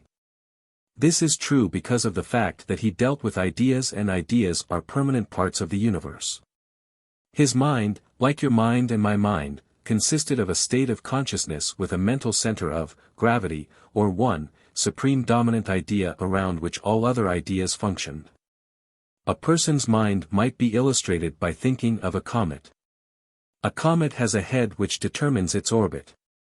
Every person's mind has one dominant idea which determines his path in life. This path in life is positively not determined by his stars nor by any celestial configuration at the time of his birth. Your path in life is determined by the dominant idea in your mind. The dominant idea in your mind, or my mind, or anyone's mind, can be changed by changing the dominant idea. It was this mighty truth about consciousness which Jesus taught, and demonstrated in his life and works. This demonstrated fact about mind was what made him stand out as the most dramatic figure in the world, because all other men became mere background for him. If your life is monotonous and commonplace, you will discover by an examination of your mind that it is monotonous and commonplace because the dominant idea in your mind is like every other person's dominant idea. In short, you are a victim of mass teaching and have been led into accepting as your mental center of gravity an idea which is in use by everyone else. Hence there is no dramatic power to your mind and hence no escape from the monotony and the commonplace. But you can change all that if you will. The purpose of all truth is to start the mind of the individual to thinking for itself from some cosmic fact about it. The purpose of this book is to present one, supreme, dominant idea to your mind in so many ways and so attractively and so effectively that you will begin to think for yourself. Since Jesus was the greatest thinker of all time, and the author has proven in his own life that the mental laws Jesus taught are effective in solving the common, everyday affairs of life. Therefore the idea which was dominant in the mind of Jesus is the idea herewith presented. The dominant idea in the mind of Jesus was and is the psychologically supreme idea in consciousness. And that idea is, I, the thinker, and the Father, he who created me as a thinker, are one. This is the psychologically supreme idea in consciousness because it is the supreme idea of identity. All life is identification. Ideas are just like people in that they congregate together because they are alike. Birds of a feather flock together. In chemistry we have the law of chemical affinities, and throughout all nature we find this true.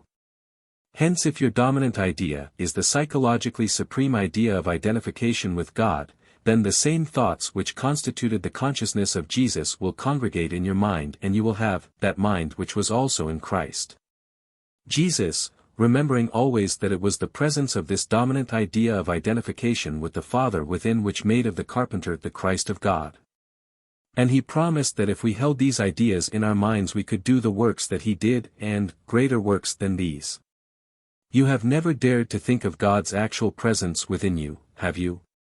You have felt that such an idea was sacrilegious. Well, that is what Jesus taught, or attempted to teach, the world. You cannot entertain that idea very long until every one of your complexes fall off you like a soiled garment. The sense of self-condemnation, all fears and phobias, your sense of being too old or too young or too anything else to accomplish what you wish, all disappear. With God right inside of you, what is to stop you from doing anything you wish? Ask whatsoever ye will. Of course others will laugh at you if you are silly enough to let them know what you are thinking about, but this same great thinker, Jesus, said, "See that thou tell no man." All new life starts in secret. Give the idea a chance, treat it as sanely as you treat the alfalfa seed you plant, give it as much of a chance as you do the embryo within the womb, give life a chance to change the waters of negation into the wine of newness. Give the servants who know how to do the work a chance to change your orbit and transmute the confusion and the foolishness and the dead men's commands into new life and new success. You do not have to deny anything. Neither do you have to affirm anything. You think about the fact that God is mind and you are a mental creation, a thinker, and that of cosmic necessity you and the Father are one, now, always have been. Why? If you could effect a separation for 1 second you would be greater than God, and Jesus said, "The Father is greater than I." 6. Thought and emotion. Not long ago I read a paper on Thought and Emotion, written by an MA and BA, graduated from one of the large Eastern colleges. This paper contained but one statement which attracted my attention, and this statement was, "There can be no fine thoughts without fine emotions." Our human way of educating ourselves is inverted, we go at everything backwards. We get the cart before the horse in every instance. I proclaim that there can be no emotion of any kind without the ideas and thoughts which are the cause of all emotion. I have often been accused of being cold-blooded, intellectual. I have plenty of emotion all right, but it serves me instead of me serving it. I use it to give warmth and glow to things I do instead of letting it throw me off gear at every little thing. Emotion is nothing any more mysterious than accumulated motion. In mind, motion is thought, the movement or motion of an idea through the mind. Emotion, of any kind, follows thought, is the product of thought, and there can be no emotion without there first having been thought. The writer of this paper to which I refer above, then, should reverse his statement and make it say, there can be no fine emotion until there has first been fine thought. Thought and emotion may be compared to voltage and amperage in electrical parlance. The thought is like the voltage, that flow of energy which flows continuously to its destination. While emotion is like the amperage, which is the pressure behind the thought and is that quality which gives power to the idea in motion. Both are necessary, but amperage is impossible without voltage. Your thought about anything which is new to you is at first resistant. This resistance is what is termed hate. The human mind arranges every new idea to itself, and after this arrangement is made it resists any new idea until there has been another period of adjustment. This arrangement or adjustment is what I term rationalization. It is that process of thought about any idea which results in that idea being cast out into utter darkness, rejected by the thinker, or else accepted and incorporated into the sum of the thinker's consciousness. The prophet admonished us to acknowledge God in all our thinking processes. That is, he admonished us to think of and towards God in all our thinking processes. Jesus said the same thing. He said, "Consider the lilies how they grow." How does your mind consider any idea? By thinking about that idea. Hence, if you consider how the lilies grow, you are induced to think of the invisible life within the lily, and this invisible life within the lily is God. Hence, if you think, of how the lily grows, you are thinking of God. If you consider, the invisible life within all forms long enough, you will accumulate enough thought pressure, amperage, or emotion about that life to have a feeling for it. In short, enough thought about God generates in the human being the emotion of love for God. I can think of nothing which is as fine a thought as a thought of or about God. And if my thoughts of and about Him are fine, then my emotions are going to be fine. In the illustration of electricity, amperage, which I liken to emotion, is not something of a quality, it is an intensity of the electrical current itself. Hence emotion is an intensification of thought, and hence must be like the thought. Again Jesus, the master thinker of all time, said, "Seek ye first the kingdom of God." This means nothing save that in considering our problems, thinking our way through our problems, we are to think of God being in them, in us, and in others involved, and in this way we, in our own consciousness, unify our problems with God. We bring them together in consciousness. This unitive process of thought results in the statement of Jesus, "I and the Father are one." His mind had thought of and toward and about God until he accumulated enough thought pressure, amperage, to have an emotion about God. Hence he said, "That the love wherewith thou hast loved me may be in them." Their minds about God. And again earlier in this prayer, "That they may be one, as thou, Father, art in me and I in thee." You cannot have any feeling, emotion, about anyone or anything of which you never thought. The reason there is so much emotion about motherhood is because of the continuous thought about mothers. You cannot have any emotion about a Chinaman unless you know the Chinaman. And you know anyone by thinking of and toward and about them, because to know anyone or anything is to have knowledge of them, and knowledge is of the mind. A strange cat and dog resist each other. Raise them together from their babyhood and they will be good friends. Your mind resists and resents the intrusion of any new idea. Take time to get acquainted with it and you will love it. This mental law is the scientific reason back of the segregation of people who believe in a certain code. In this way they protect themselves against pollution. But, they also insulate themselves against all growth. Jesus stressed the thought process in every instance. He said, answering a question, "If ye look after a woman to lust after her, ye have committed adultery with her in your heart." Here he was saying that the thought in the mind of the thinker was the most important thing. Of the woman, caught in the act, he had no condemnation. He knew, of her, that if her thinking was straightened out her conduct, act, would straighten out. Few will like to hear of it, but the record shows that the only woman memorialized by Jesus, was the Magdalene. All emotion, feeling, and all conduct follows thought. Thinking is the most stupendous and at the same time the most important thing anyone can do. It is the most interesting study in the world, and once started upon it the student will never stop. We have been so accustomed to accepting our ideas from the propaganda of others that we have never yet begun to exploit our own resources. The cosmic mind, God, active and alive in every atom of matter, in every point in space, and in every instant of time, now, is eternally calling to you to awake. Thou that sleepest, and arise from the dead. This cosmic mind is eternally saying to you, look unto me and be ye saved. We are impotent with our fears and indecisions caused by our lack of practice in thinking for ourselves. We, all of us, succumb to events which have no power whatsoever over us. We yield to the slightest opposition, all unaware of the inexhaustible resources at our command, within us, now. I proclaim, as did Jesus, to you, now, that, the kingdom of God is at hand. This means that now all possibility awaits you. You have thought yourself into a fatalistic fog long enough, awake. You are not conditioned like parts of a machine, you can never be bound by past weaknesses, nor by condemnation either self-inflicted or by proxy, nor by vicarious acceptance. You have, through your own moral imbecilities, permitted men long dead to fetter your immortal being. Have permitted your splendid mind and life to be fettered and dwarfed until your cosmic identity lies dead and impotent waiting for the word, idea, of the Son of God to awaken you and tell you to arise and go into thy own house. Your mind is your house, the only permanent house you will ever know. You have never yet been in your own house if you have let your mind be filled with the ideas of other people.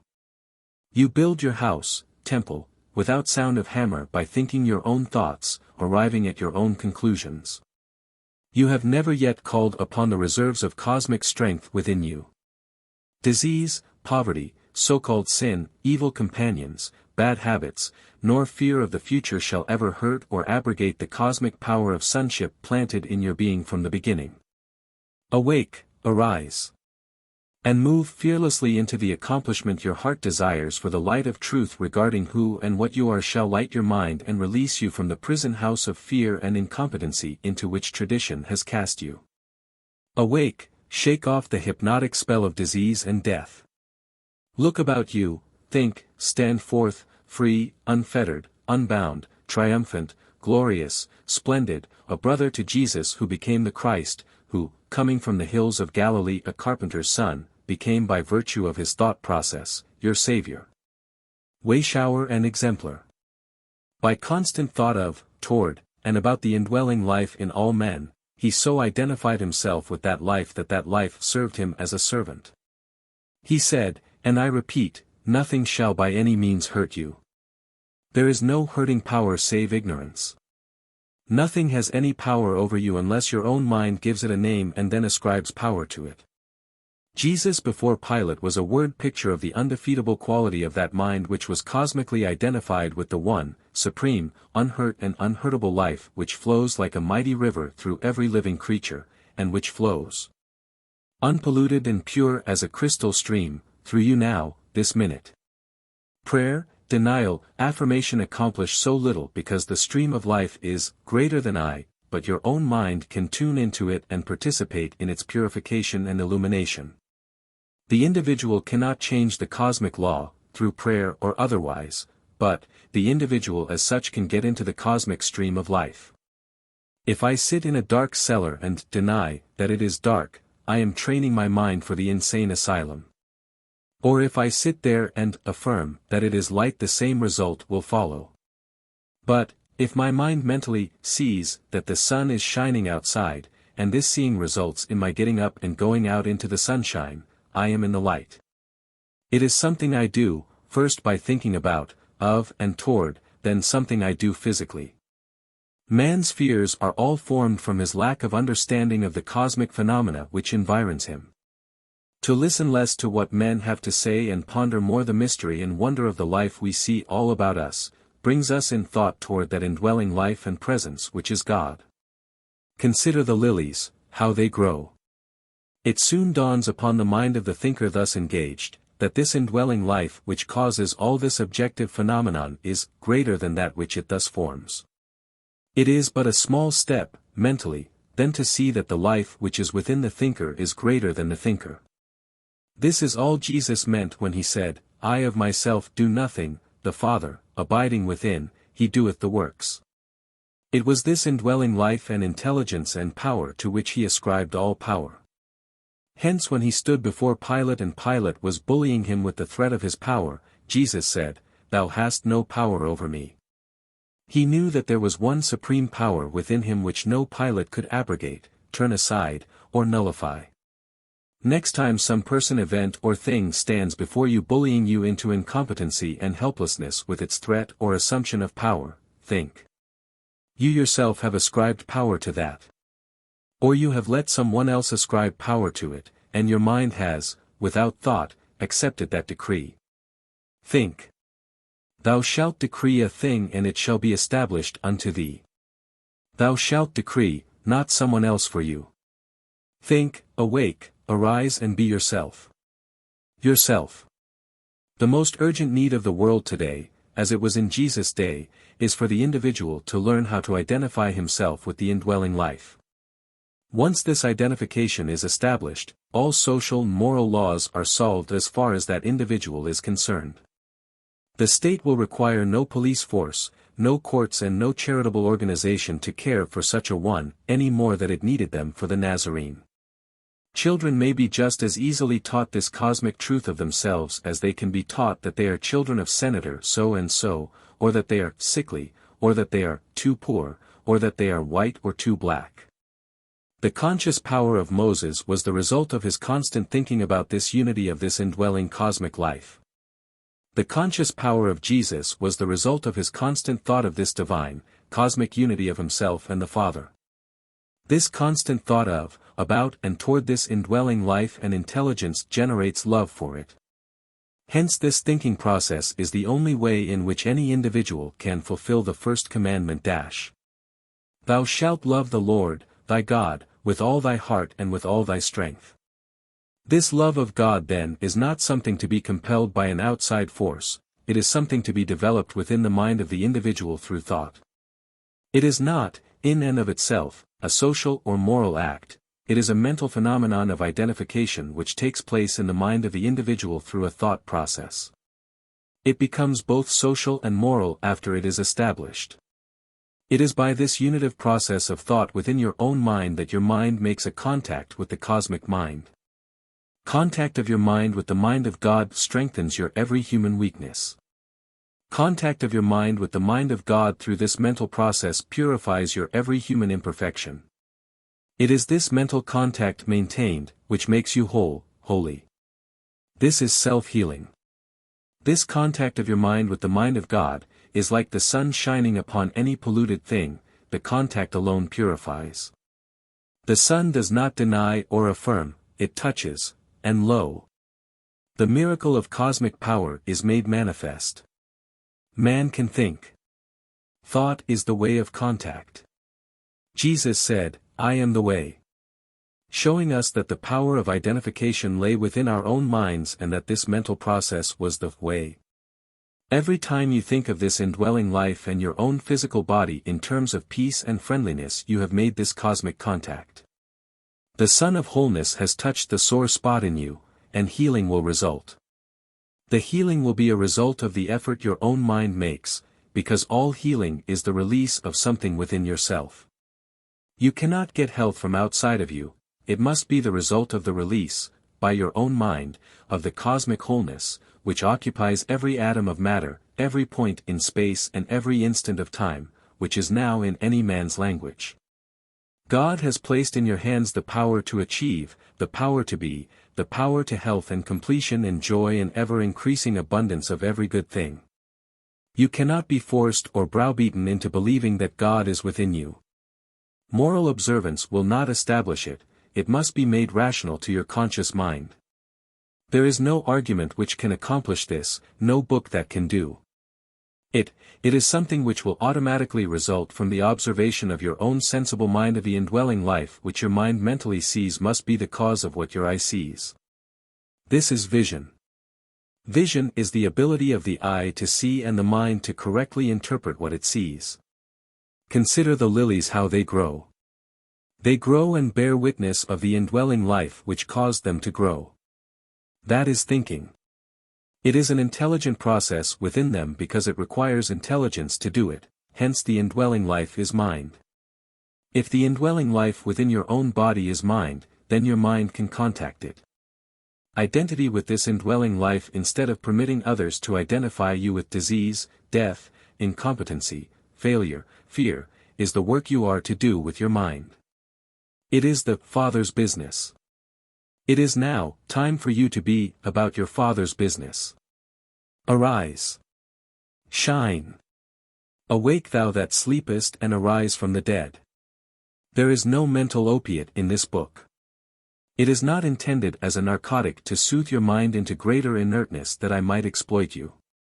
This is the call to livingness, a restatement of the words of Jesus the Christ. It is the awakening to a new day and a new life and the creating within you by a cosmic process of a new creature, in the image and likeness of Him who created all things. Himself a thinker, and you his image, a thinker. There is a peculiar quality in this book. You will think more of yourself after reading it than you ever did before. But read it over and over again, there are many hidden meanings in it. Each reading will bring out a new meaning to you. You will feel lighter, many of your burdens will have dropped off along the way. The fears and phobias which have tormented you will seem a little less menacing, there will begin to rise up from deep within you a sense of the cosmic power of that indwelling life. And when an assumed power looms upon your pathway, you will think of what it is that is within you, and your quiet, "Thou hast no power over me," will make it disappear like dark disappears when you touch the button which turns on the light, because that mental attitude is turning on the light. The light of truth. That mental attitude is what Jesus told us to use in every case. Without fear, condemnation, doubt or curiosity we are to bring our every human problem into this indwelling presence and then let go. Remember the sun shining upon. Remember the contact. We of ourselves can do nothing, it is the fact of this cosmic contact which doeth the works. You do not have to help the sun dispose of a dead body, contact does it. It is a cosmic process and never fails. Why be frightened any longer by people, by what they say? Why submit to anything less than your birthright? You now know who and what you are. Make use of the life and love and power which is so near to you that it is your life. Many call upon the name of Jesus, but only occasionally does anyone touch the hem of his thought garment. In the beautiful allegory of the woman ill of an issue of blood for 12 years, who had used every physician and was still afflicted, there was a great multitude of people about the carpenter of Nazareth. He was being thronged. But this woman, thinking within her heart that if she could touch, make contact, with even the hem of his garment, that she would be healed, she, and she alone of that multitude, actually touched the hem of his garment, and she was made instantly whole. There are a multitude of people talking about Jesus, but mighty few thinking of him. Those who think will touch his thought, and when they do a miracle occurs to that thinker.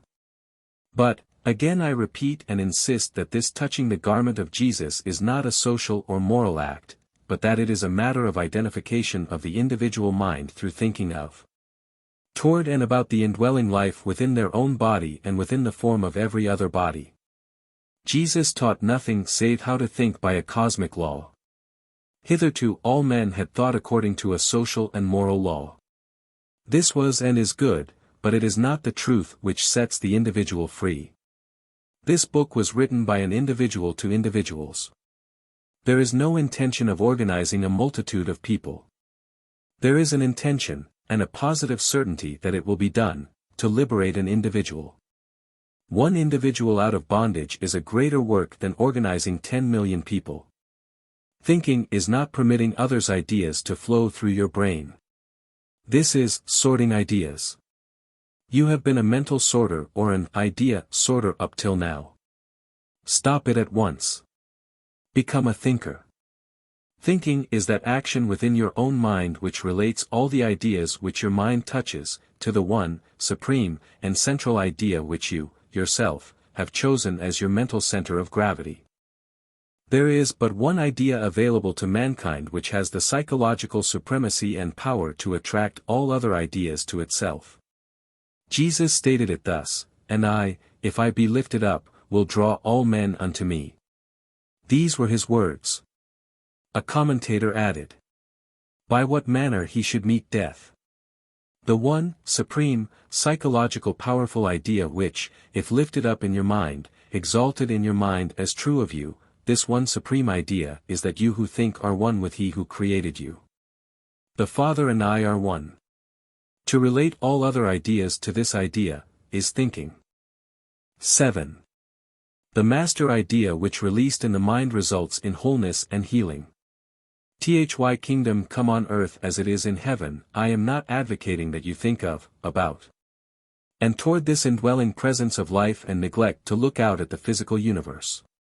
Mind is mind. The formed universe is the formed universe. I cannot, within my own mind, insult the supreme intelligence by thinking that the formed universe is a place where he is not. My mind follows easily the mental processes of Jesus, and I proclaim that every atom of matter, every point in space and every instant of time is filled with this divine presence. Hence the formed universe, including my own physical body, is just as legitimate a part of him as any invisible part is or can be. Jesus did not disclaim the formed universe in any way. He merely told us not to form judgments about ourselves by the formed part of us. Or, as he put it, judge not according to appearances. He did not say that there was anything wrong with the formed universe. This indwelling mind has no form or shape, it is formless. This was why the prophet told us not to make any graven image of the Lord. The moment we make a graven image, form, of the deity, we begin to worship that form. Whereas we are to worship mind in our minds as such. Or, again, as Jesus put it, thou shalt worship God in spirit and in truth. It is the truth that the deity is mind. The point he made, and which I am making, is that with our minds we are to see that mind per se is the originating cause of all things formed, and that the originating mind is greater than the mind of the thinker and lives with the thinker as mind. It is the mental process of unitiveness. Jesus taught us to unify the indwelling life with the form it occupied, it was to bring them together, especially as regards ourselves. The Father and I are one must be acknowledged by you, and your mental processes must be unitive processes until the idea has become your mental center of gravity, the dominant idea in your consciousness. Along with this is accomplished the certainty that this indwelling presence is greater than I.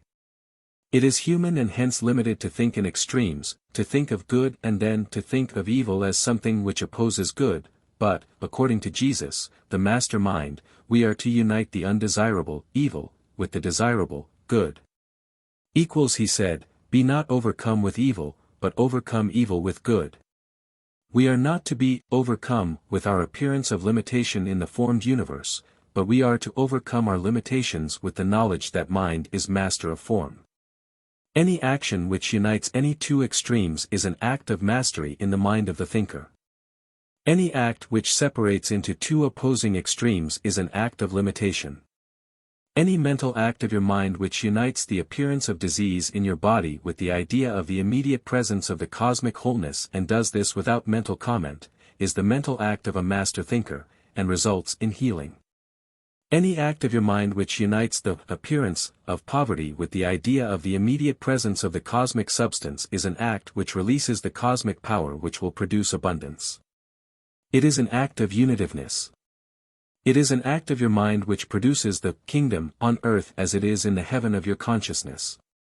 It is written, he who conquers his own spirit is greater than he who taketh a city. This is a statement of the cosmic importance to the individual of his ability to think himself free from limitation. He who takes a city is acclaimed by the people, who at any moment may shout, crucify him, but he who masters his mental limitations becomes a cosmic character. The mind of God is the intelligence of the universe. When the mind of any thinker acknowledges its presence and realizes that it is greater than the thinker becomes aware that there is, with him in every moment of time, a cosmic power which is interested in him, loves him and will sustain him.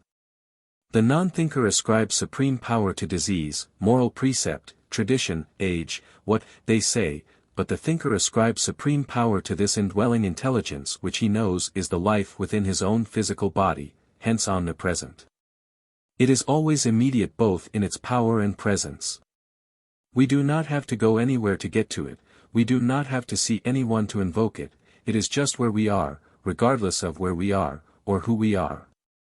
It is, like the law of gravity, something we could not get away from if we wished.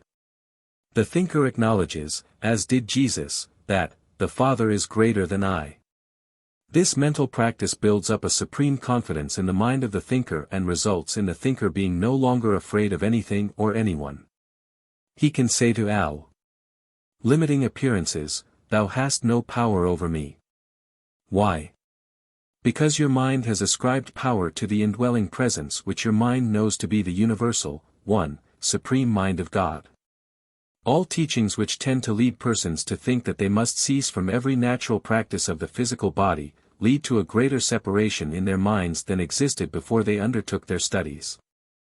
All such ideas as that eating vegetables will make you spiritual, that sex suppression will make you spiritual, that withdrawing from the stream of life will make you spiritual, is such action of the mind as to cause the thinker to separate God from all that is natural, obvious, material, physical. And hence the student in his desperate effort to force his way into the kingdom of another place than here, finds that his every mental act has been putting him further and further away from that which he sought. If I cannot train my mind to see God right where I am in what I am, then I am convinced that Jesus was wrong, for he taught that that was exactly what he had done and we were to do.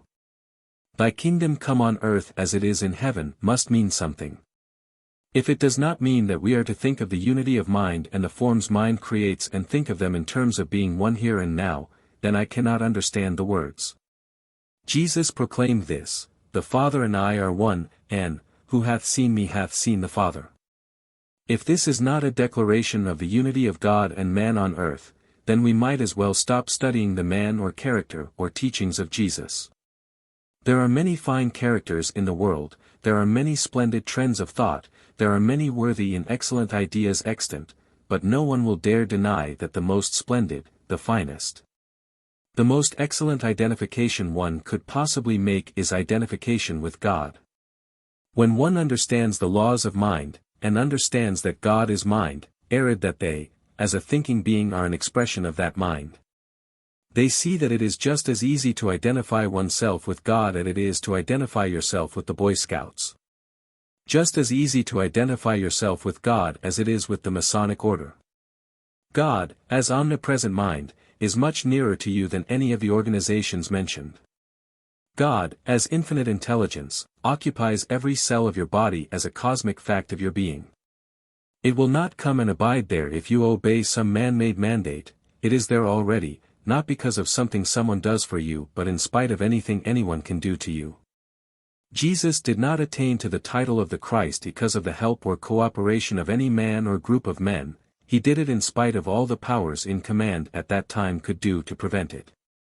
You who read can attain, not because someone in power or authority will help you, not because of something this book or the author may do for you, but you can do it in spite of all anyone can do to prevent it. And this is made possible by the cosmic fact that infinite intelligence lives in you, you are its child, it says to you this minute, thou art my son, this day have I begotten thee. In identifying yourself with this universal unity you are identifying yourself with that which is permanent. This is that form of mental identification which Jesus said was, life eternal. Eternal because permanent. Forms change, they come and they go, but the mind of the thinker remains forever established, providing that mind has identified itself with that which is permanent. Back of and behind all the appearances of difference in the world is this divine unity, this one mind in which all live and move and have their being. This one supreme mind, is in and of itself, whole. It knows no factions, differences or cliques. It knows no reason to fight. It knows no cause for worry. It knows no lack or limitations, it knows no age or disease. All these names and powers are the names and powers named and given power by men who were guilty of nothing save ignorance of the cosmic fact of the divine unity. It was to release men, mentally, from this prison house of limitation that Jesus said he came. This aggregation of names and powers named by men is not satanic, and to call it mortal mind, and not clearly define it is misleading in the extreme. To call it sinful or indicate that it is being punished by the Creator for falling from grace or eating an apple, is to insult the infinite intelligence. You do not call a sprouting bean sinful, you do not declaim against it because it is not full grown, you do not ascribe powers of darkness to it, you leave it alone to grow, tending it, watering it, keeping the earth loose around it. You even shade it if the sun is too hot, in short you care for it while it grows. Every effort of any philosophy to promote the welfare of the individual by and through teaching them that any part of them is evil or any part of the universe is evil, or that the Creator ever created anything which overcame him and fell. Every such effort produces at last utmost confusion in the mind of the thinker. Many non-thinking people will blindly follow such teachings, but inevitably out of these groups the thinkers are born, and as soon as they begin to think they begin to withdraw themselves from such schools of thought. To acknowledge that any part of the universe is without the immediate presence of God with all his attributes is to deny his omnipresence. To acknowledge that any part of the universe is evil or sinful is to deny the omnipotence of God. To acknowledge that any part of the universe lacks in the infinite intelligence is to deny God's omniscience.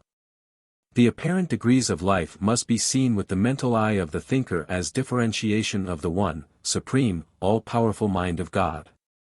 When we are faced with any degree of life, problem, which is undesirable to us, we are to unify that undesirable condition, in our own consciousness, with the awareness of the presence and power of the infinite intelligence which is God. That is our work, to help Jesus, the risen and radiant Christ, to bring to pass the kingdom come on earth as it is in heaven, to fulfill this prayer, to join him in performing the Father's business, which is the establishment on earth of the cosmic wholeness which is natural to the cosmic mind. Moses said much about sin and prescribed many punishments. Jesus said not one word about sin, not a word about punishment, not a single sentence to inspire fear, not a word about postponement of any good thing. Only glad tidings, good news, the gospel. Only the truth which sets men free. The kingdom of heaven is at hand, now. His teachings have been almost forgotten. There is a conscious intelligence in the universe which responds to man's approach. The method of approach is through the mind of man. It has always been taught that the approach was through social and moral excellence, which is a lie and has misled mankind from the beginning. The prophet declared, "If any man lacketh wisdom let him ask of God who giveth freely and upbraideth not."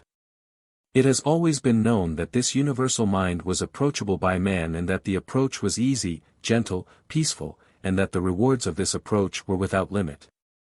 Every one of the great truths which have advanced mankind have come from this universal mind into the mind of the thinker when the thinker was alone, as the gravitational formula came to Sir Isaac Newton when he was alone. Social and moral excellence is desirable, but it is positively not the way to God.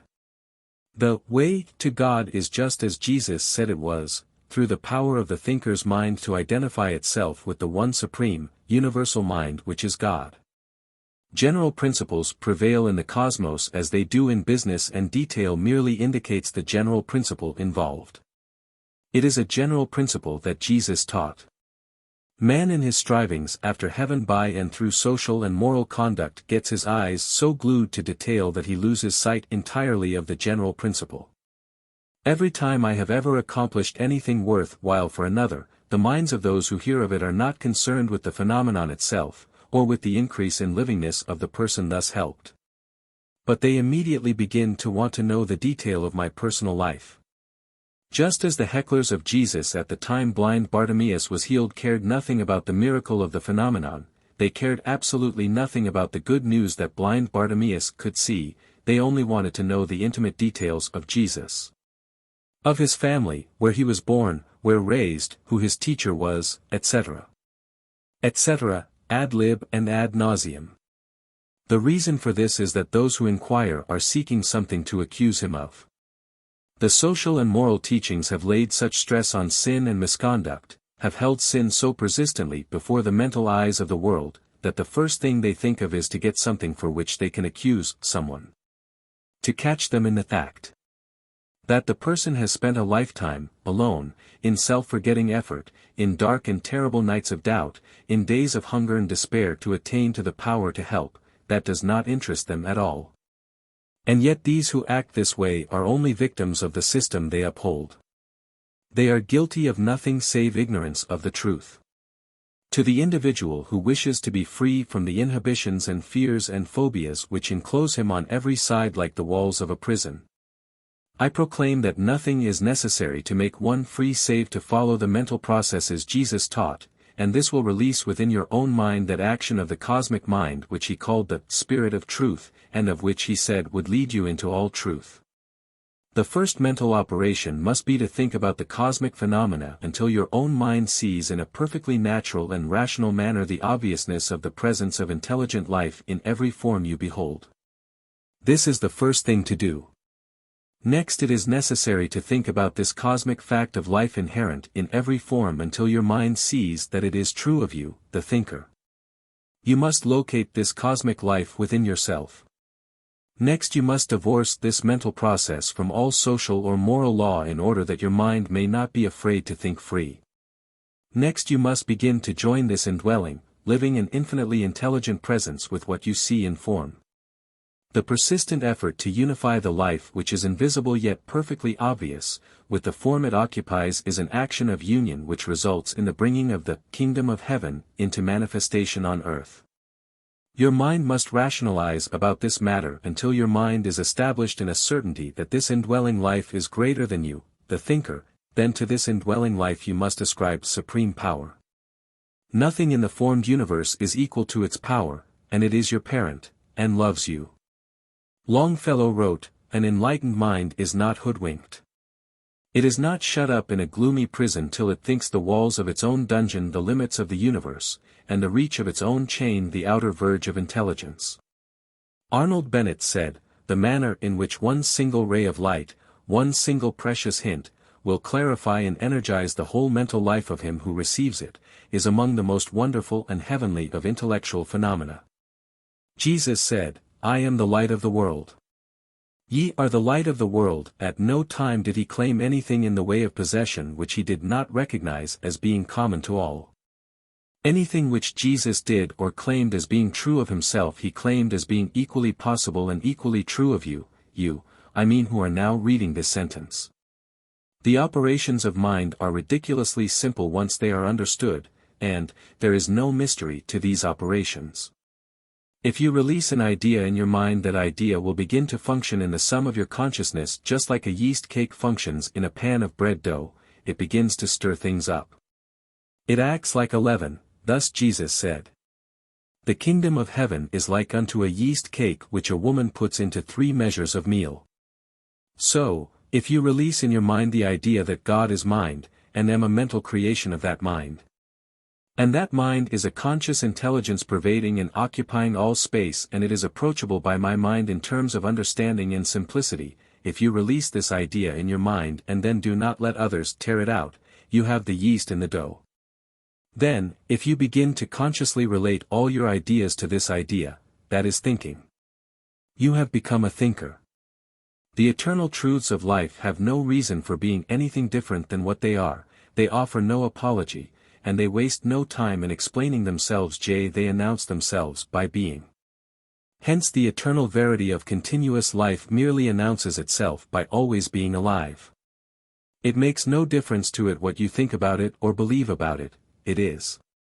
If you step into its current it refreshes you, it makes you new and fresh and young, it heals and it makes abundant provision for your physical welfare. Even a sparrow cannot fall to the ground without the conscious knowledge of this one, supreme, all-enfolding and all-pervading, intelligence and life. It is within you to use. Use is the law of its being. Anything you try to hold you lose. Anything you use you increase. The thinker is not afraid to use what he has, for he knows that its use will increase its substance, and as long as you use life, life will flow through you. As long as you use your mind, ideas will flow through your mind and refresh it. Stop thinking, or relegate it to another, and ideas stop flowing through your mind. Life is motion and movement within mind. This book is restating what was said by the carpenter of Nazareth, restating it in terms of comprehension and usability to you today. The grave clothes have been stripped off the radiant Christ, and the vitality and power of his words are reproduced like the photograph of a loved one for you to see. Thy kingdom come on earth as it is in heaven. 8. The cosmic process that saves from sin, sickness and poverty. Look unto me and be ye saved, all the ends of the earth. Have you ever watched a little boy or girl playing when some stunt was to be done? The child positively will not do the stunt until everyone present is looking at him. How many times have you heard this remark while watching children play, "Look it, fellers, look it." When they all look it, then the child does his stuff. It is the natural law of all life that every separate, different, individual, diverse object is everlastingly shouting at us to look it. Life in the form of persons or things if for the purpose of exhibiting itself. We have been looking at the outside, we have formed all our judgments from the object as it exhibited itself. We have made all our laws and formed all our conclusions from the judgments thus formed. We have done the very thing Jesus admonished us not to do. We have been judging according to appearances.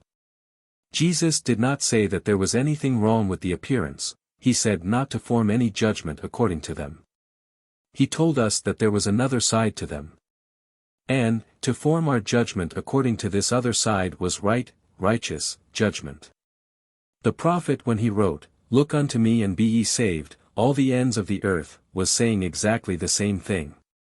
Even a dollar bill has two sides, you cannot spend one side of a dollar bill without the other side of that bill becoming involved. It is not what you see, but how you see it. Vision, seeing, is the ability of the eye to see and the mind to correctly interpret what it sees. Jesus had a vision. The vision of Jesus was the cosmic vision. Jesus saw both sides of everything. Jesus saw that on one side, the right side, everything was whole and perfect. Jesus saw that from this right side every differentiated object, appearance, was perfect. That confusion and sin and sickness and death and poverty were all the result of a lack of vision. Jesus also knew that this lack of vision was merely an exhibition of ignorance of the fact that there was another side. Hence he saw nothing to condemn, he saw only an opportunity to educate.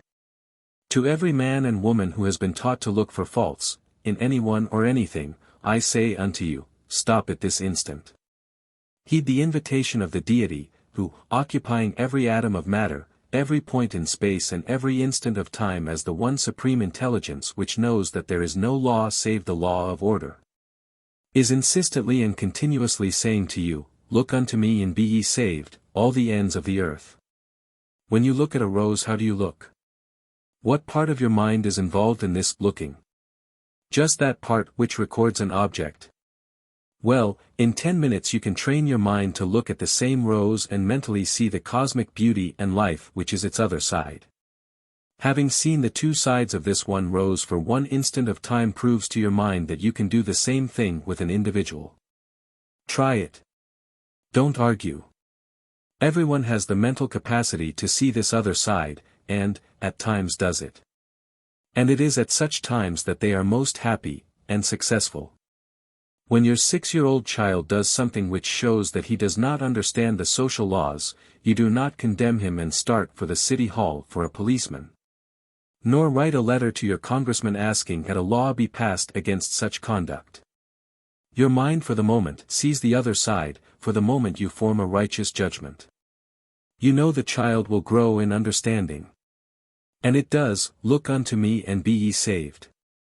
There is therefore no condemnation to them that are in Christ Jesus, merely means that there is nothing to condemn in a mind trained to see both sides.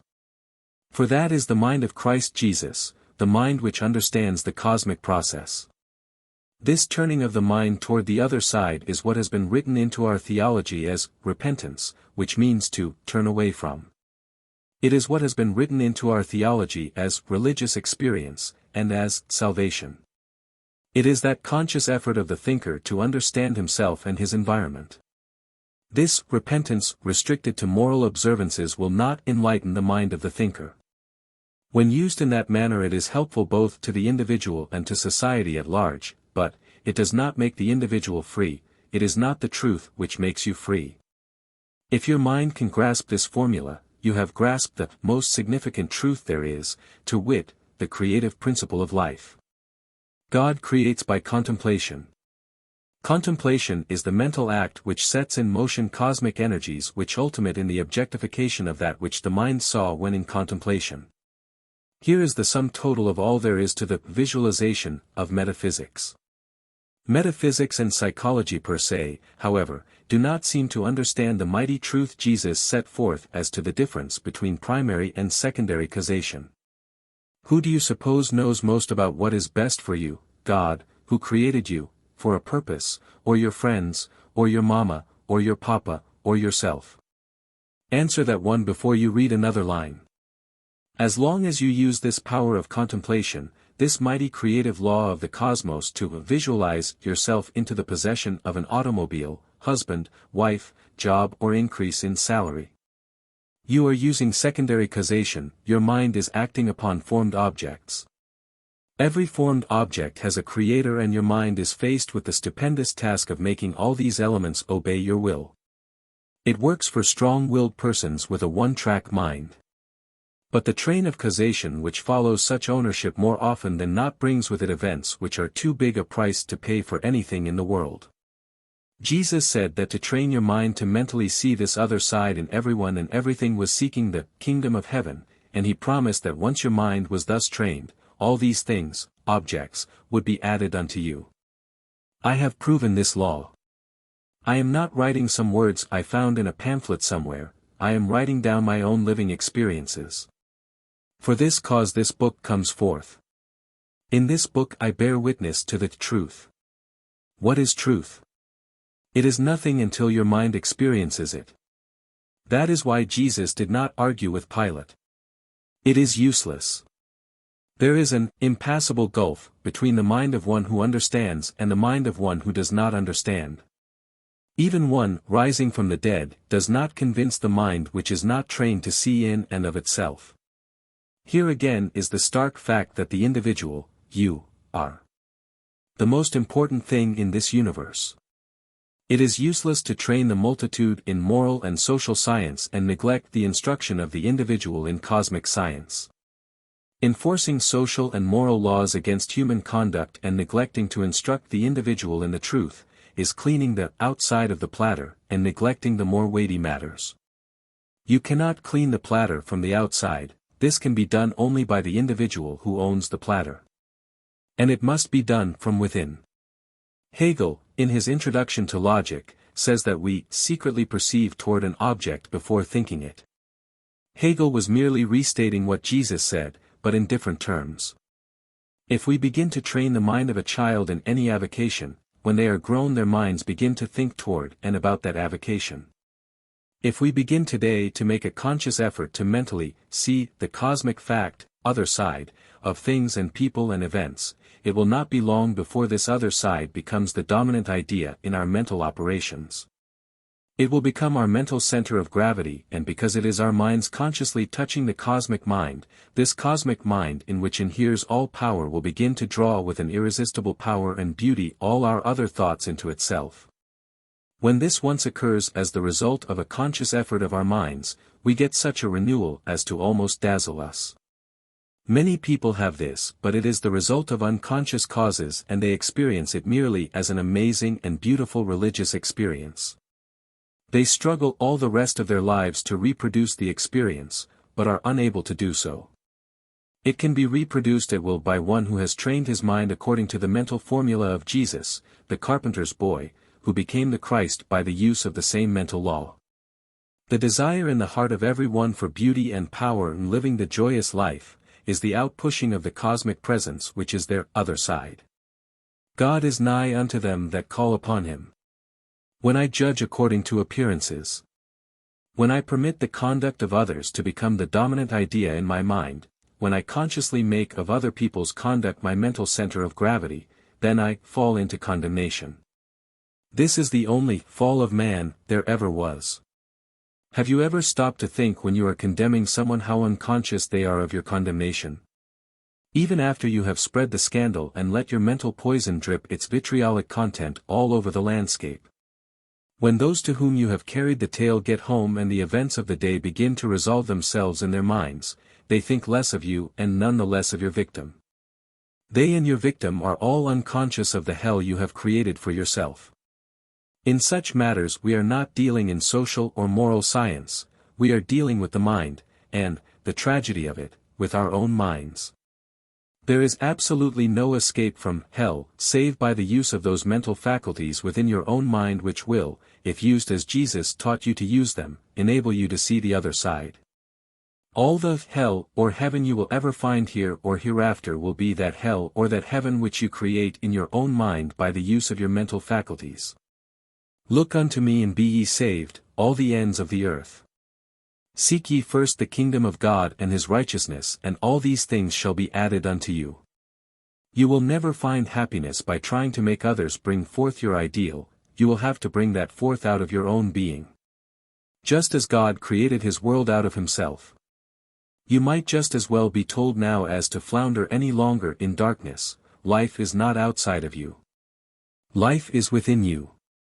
Life is something that is always happening inside of you. That which is outside of you is just scenery, just stage settings among which you move, but life, that is within yourself. Get still a minute right now. What do you feel?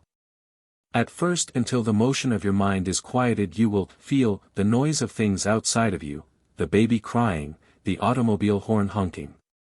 Soon the feel will get closer, the chair upon which you sit, the clothes upon your body, then in a little while the beating of your heart. At last, you are inside yourself where you live. That beating heart, what a train of thought it sets into motion. What makes it beat? The noise outside certainly does not make it beat. The persons you know do not. Here your mind begins to touch the hem of his garment. The same power and life which makes your heart beat makes everyone's heart beat. Think. You are one with all at this point. Is it not restful? Do you not feel the burden dropping off in here where you live? This is the other side. This is the kingdom of God which is within you. Here is the place of quietness where you may take any problem life offers and release it into that presence. That this presence is wise you know, else it could not make your heart beat. That it is power is sure, else it could not lift 8 tons of blood from the soles of your feet to the top of your head every 24 hours, and it does that very thing. The same is true of all others on earth. Think, then relax. Thank you. I know you got that idea. Make it firm in your mind. There are a lot more wonderful things inside of you of which you have never thought. David sang, "Truly I am fearfully and wonderfully made."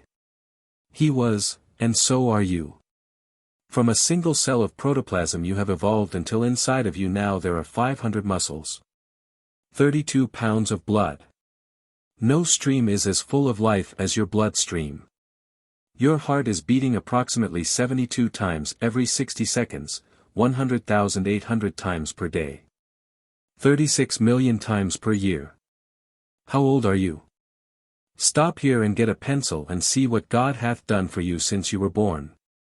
Your skin covers 2,000 square inches, and is under an air pressure of 14 pounds to the square inch or 20 tons to the whole body. What has kept you from being crushed to death by this pressure?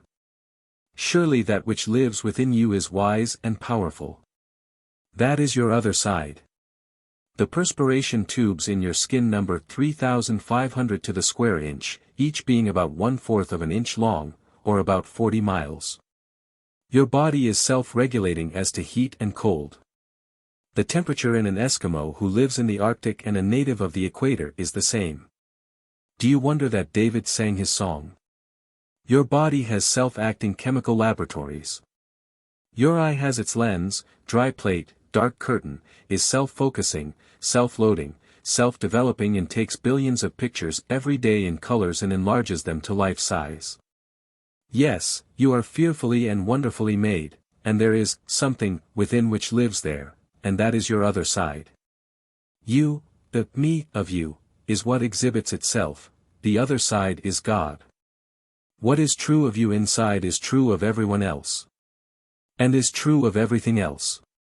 On the inside, the other side, is God. No matter at whom you look, no matter at what you look, if you train your mind to mentally see the other side, you are obeying the mandate, "Look unto me and be ye saved, all the ends of the earth." If you train your mind to do this, it will be the greatest fun you ever experienced in all your life. If you train your mind to do this and do it, you will have sought and found the kingdom of God and his righteousness within you, and as promised, all these things shall be added unto you. This cosmic truth is what made Jesus say, to Philip, "He who hath seen me hath seen the Father." What, asked the Nazarene of Philip, have I been so long a time with you and you know not that I am in the Father and the Father in me? What, I ask, has this life within you been with you all this time and yet you do not know that it is in you and you in it? Think. The life that is in you is God. Think. God is life. I am is the way. I am is the name of all that is conscious of itself. Hence the only way is the way of your I am understanding, through training your mind, to know that that life which is within your own physical body is the God you seek. You must find it within yourself first before you can see it in others. This is why Jesus laid such emphasis upon seeking this place first. There are other wonders in this universe of far more interest than the conduct of your neighbors. Dar. Hale, employed by the government in the Bureau of Standards, has weighed this world. According to his figures it weighs 6,592 million tons. It is about the same weight as if made of solid steel. Yet it sails through space unsupported, in a well-ordered course, turning on its axis in periodic intervals, another evidence of being well-ordered. Man has a terrible time making a machine that will fly through the air at the risk of his life and at the expenditure of tremendous generated energy. No accident has ever happened to this world-flying machine in all the eons of time it has been in existence. What makes it so well-ordered? Order is an evidence of intelligent control. Intelligence is an evidence of mind. Whose mind? Not your neighbor's. Not your preacher's. The mind which harmoniously orders this universe is the mind which formed your body from a single cell, and that mind lives in your body now. Think, for yourself. This mind is whole, healthy, so healthy that even the edict of a doctor cannot destroy its wholeness. With which side had you rather identify your mind? Answer that before you read another word. If you prefer to let others identify your mind with disease and lack, go to it, and more power to you. Hell is just as legitimate a destination as heaven if that is where you want to be. The invitation is, look unto me and be ye saved, all the ends of the earth. This invitation is issued by that mind which created the universe and formed your body from a single cell. This is the good news, gospel, of Jesus Christ.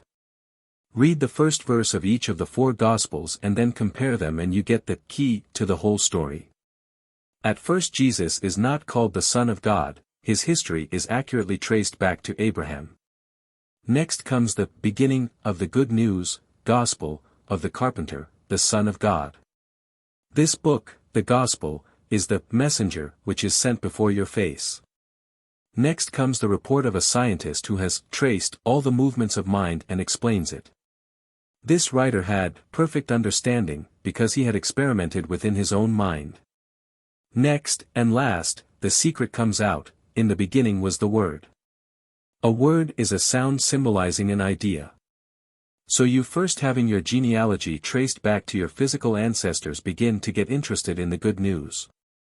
And have the method described by one who knows all things from the beginning of his experiment.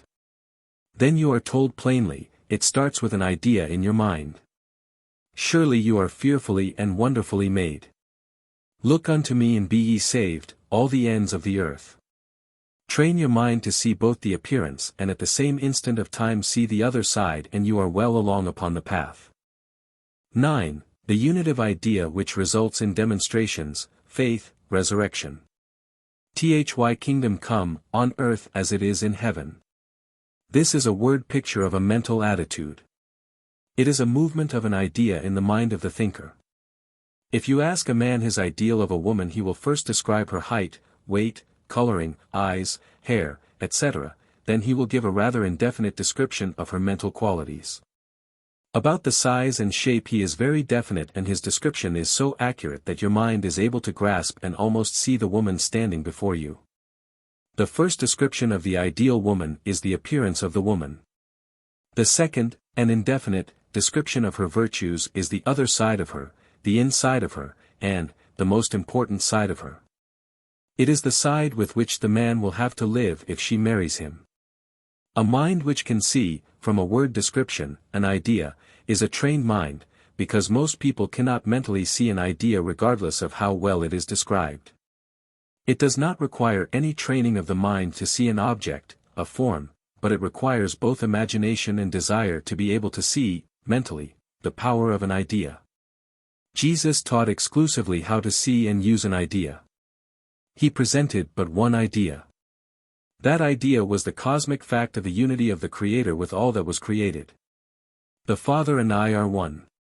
This idea was what he said would cause power to become active in the life of the individual thinker. To this unity he ascribed all the power and all the glory, and acknowledged it as the source of all that he accomplished. In the book of Deuteronomy, Moses has put these words in the mouth of God: I call heaven and earth to witness against you this day, that I have set before thee life and death, the blessing and the curse. Therefore choose life that thou mayest live. This passage describes the work that man is to do with his mind. He is to choose. Choice continuously exercised is the most powerful affirmation which can be made. Also it is the one and only kind of effective concentration.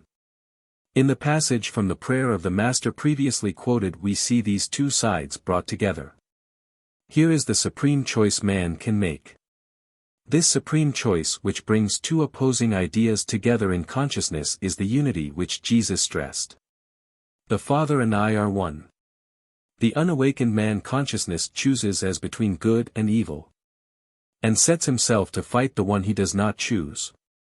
This is a natural quality of mind and is to be unified before any degree of mental mastery ensues.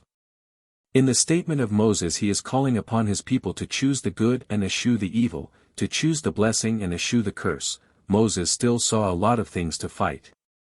Moses was a great man, but he did not teach the truth which sets men free. Jesus saw nothing to fight. The mind of Jesus was trained until he understood the mental processes of unification. Hence, in speaking of this continuous fight, he said, "Resist not evil but overcome evil with good. Bring them together. Light and darkness brought together dispels the dark." To hold to any extreme of thought as against the other extreme is to produce within your own consciousness a double mind. The film of your mind gets a double exposure, just as a film in a camera would get a double exposure if two exposures were made on the one film. The habit of the mind to hold to two extremes in every question is the reason why so few people make their demonstrations. This for the reason that to think from disease to health places a mental distance between the present state, disease, and the condition desired, health. It is always in the future, and, like tomorrow, it never arrives. It is always just where the mind of the thinker has placed it, in the distance. A place away from where I am. The power to heal exhibited by Jesus of Nazareth was without doubt due to the ability of his mind to join the two together. Every healing reported to me as resultant from my efforts has followed my strong realization of the immediate and cosmic oneness of what the person described as his disease, and the cosmic wholeness which my own mind described to myself. In my own consciousness I brought these two opposites together, and let go. The light of truth dispelled the darkness of ignorance. Here is the real secret of self-healing, the only genuine healing there is. For the one who is diseased to acknowledge the disease, without mental comment, and at the same time acknowledge the cosmic wholeness in every cell of his body, then let go. To deny the disease and call it an illusion, is to fight it. And it thus becomes in the agitated mind of the individual the most powerful affirmation of the power of the disease that can be made. This denial of disease when it is apparent and present sets every conscious action of the mind to work to more firmly fix the condition in the mind and body. It acts exactly like you would if some person were to try and dispossess you of your house. But to deny the disease while it is apparent and present has another and a more serious aspect, to wit, it tends to disorganize the mind of the patient. For, if those things which are apparent and present are unreal or an illusion, the student begins to doubt every other apparent and present experience. And thus is developed a phobia which often becomes so pronounced that the whole mind is disorganized and the usual efforts necessary in making a living are ineffective. It is more rational and infinitely more effective to frankly acknowledge the disease which is both apparent and present, full. At the same time let the mind dwell upon the fact that, as a cosmic necessity, there is also present in every cell of the body the full and complete life of the infinite. This is that unitive process of mentation Jesus used. It is that divine unity which acts in and of itself. It is that mental process which actually brings about healing. The mind trained to see and feel and understand, and commune with the indwelling presence of God, will not get excited at a little ache or pain. It will take it naturally to the indwelling life which is the cosmic wholeness, and this bringing the two opposite conditions together without fear, doubt or curiosity, without fighting, is ever and always effective. Modern metaphysics has had a tendency to turn the minds of its students entirely away from the world. This taking of untrained minds and directing them away from the obvious and apparent and present is not making for permanent results. For the student who does this flies back to the visible world with greater tenacity than ever as soon as he discovers that mind is to be used for thinking and that the obvious, the apparent, the present and the physical and material world are just as necessary and useful as ever. Another erroneous idea with which I have had to deal all through my work is that the student seems to think that there is some mysterious law which the practitioner can invoke which will relieve him of responsibility and which will make him free from the obligations of life and free from problems. This idea probably is common to all, since all of us are looking for an escape from the grind, but I have done all in my power to correct this idea in the minds of those who came to me for help. As far as I know, there is no law which will enable any man or woman to escape the responsibilities of life. Jesus, without any question the greatest master of mental law the world has ever known, did not seem to be able to escape any of the problems or responsibilities of life, but he met them all masterfully and successfully. Jesus is right here in our midst today, helping us to meet our problems. He did not go anywhere, for there is no place for him or anyone else to go except right here. Right here on this earth is our home, and as far as I know right here we will stay until the problem of humanity is solved to its completion. What metaphysics calls realization is the picture of an idea in the mind. Another reason so many people fail to make their demonstration is a lack of understanding about this point. Many teachers tell their students to make an image, mind picture, of the thing they want. Jesus did not teach this method. Jesus did not teach visualization. Jesus said that, whatsoever things ye desire, when ye pray, believe that ye have them. Your desire for money and power and friends is not a desire for a collection of money and friends, it is a desire for the expression of that which you are inside. To visualize actual money, anti-actual friends such as John Jones and Mary Smith is to limit yourself to what your mental eye sees. Think about the idea of expressing the best that is in you by and through the power of the indwelling presence of infinite intelligence and infinite love, and you will not only get the amount of money you formerly visualized, but more. And you will not only get the friendship of John Jones and Mary Smith, but you will get more. Before you will be a success at getting things, you will have to do exactly what Jesus told you to do: seek ye first the kingdom of God, then these things will be added. You cannot find one successful businessman in this country who ever got what he has by the visualization method alone. These men had an idea and they began to work toward its consummation. And the idea they held in their minds was, to them, their kingdom of heaven. To them it was a realm of harmonious ideas, and there were no mental images or pictures of things as a goal. Things were identified in consciousness, but they were mere incidents. Jesus taught the thinking process from the standpoint of primary creation. He said, "The Father worketh hitherto, and I work." And again, "Whatsoever things the Son seeth the Father doing, the Son doth also in like manner." The cosmic urge within every living thing is for expression of more livingness. Have you ever studied the earth? Have you ever walked along a country road and looked at the plants and weeds and trees? Every one of them pushing upward, urged by an irresistible power behind them to grow up, to find more and fuller expression of what they are.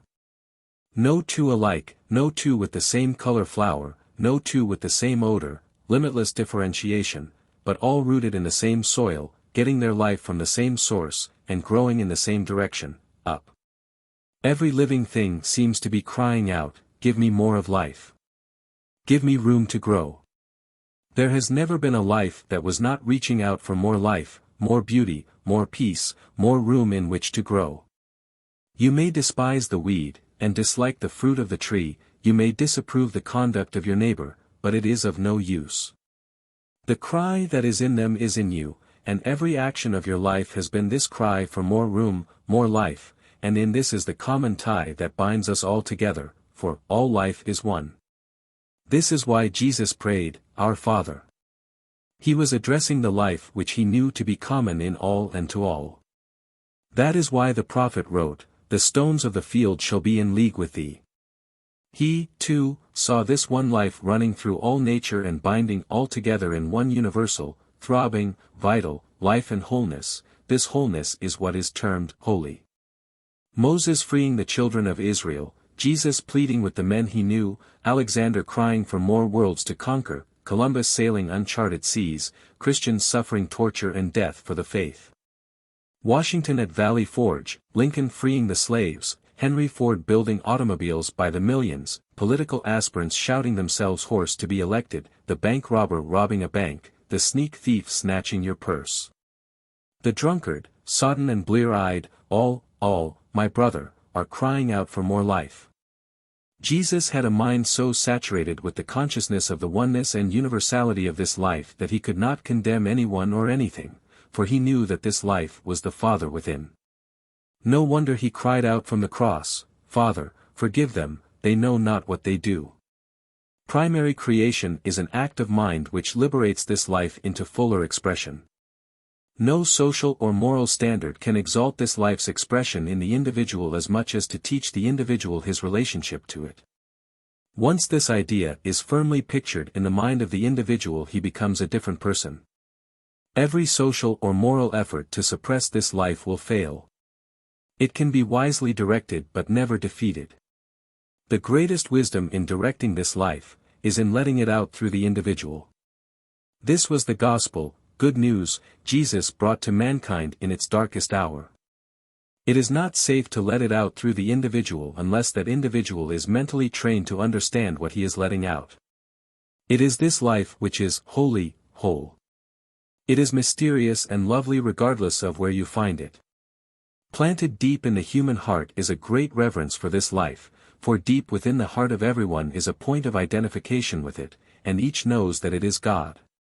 You may not like the manner in which it expresses itself, nor the form in which it expresses itself, but your heart must love and reverence life itself. It was this attitude of reverence and recognition which Jesus called worshiping God in spirit and in truth. A person who has followed the teachings of Jesus until his or her mind is saturated with this concept of the nearness and power and glory of God has a something which is fascinating and intriguing and mysteriously charming. No one can resist them. All things seem to work together for their good. Even the acts of avowed enemies seem to turn themselves in some way to their advantage. Regardless of what one's path in life, and regardless of what one's avocation, the consciousness that it is life, God, pushing outward to find more room for expressing himself, will give to that person a dignity and charm which is absolutely irresistible. This is that consciousness, called realization, and which is the result of mental discipline of the thinker himself, of which Jesus spoke when he said, I of myself can do nothing, it is the Father abiding within who doeth the works. The sense that it is not you, the person, but life within you which is doing the work, you are the channel. This is working as the Father works, this is primary creation. This leads men into new and untried paths of effort and along the path of success. This concept of God brings him near. This is that mental practice which unifies the thinker with his source. The Father and I are one. This is that unitive process of thought which unites the two opposites, and once united the greater is in power. It is not difficult to have faith in God from this viewpoint. It is not difficult to understand with your mind such texts as, Fear not, for I am with thee, I will not fail thee nor forsake thee, thy faith hath saved thee, go in peace. To one whose mind is thus trained there is no need to eat of the poisoned fruit of the tree of knowledge of good and evil. There is no need to fight. The supremacy of mental power is used to unify the undesirable with the desirable. One soon learns to unify every personal matter with this indwelling life, which is God.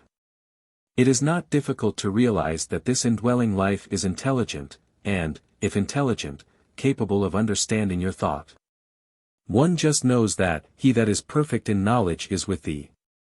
Faith in that living presence is seen to be faith in the idea which Jesus taught, and this idea active in your mind is the living presence of Jesus Christ, for it is that mind which was in Christ Jesus. Hence we have here a mind picture of an idea. This idea is just as seeable as a physical form. Your mind sees this idea as clearly as you ever saw a physical form. This is what I mean by training the mind to see an idea. This indwelling life and presence is so alluring that one goes there often mentally for rest and comfort and inspiration, for there is a spirit in man and the inspiration of the Almighty giveth him understanding. Every thought in your mind which unifies any individual, yourself or others, anything, any event, with this indwelling life which is common to both you as the thinker and the other person, event or thing, is an act of the healing Christ mind.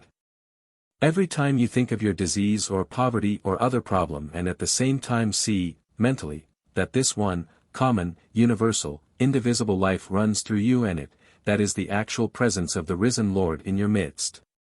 It is no longer you who live and think, but Christ lives and thinks in you, for that moment of time. Every such act of mentation on your part is praying the prayer of Jesus. Thy kingdom come on earth as it is in heaven. 33. Jesus said in his great prayer in the 17th chapter of John, Father, I have glorified thy name on earth. The office of consciousness is to glorify God on earth.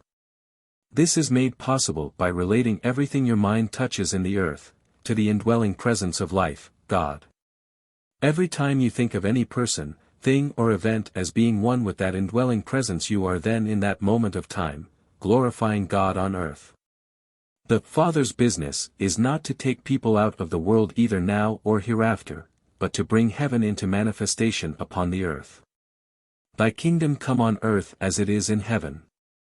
The office and business of your mind is to bring into manifestation the beauty and power and glory of the cosmic life which is in you and all things equally and alike. One life, indivisible, unhurt and unhurtable, and you identified in and with it.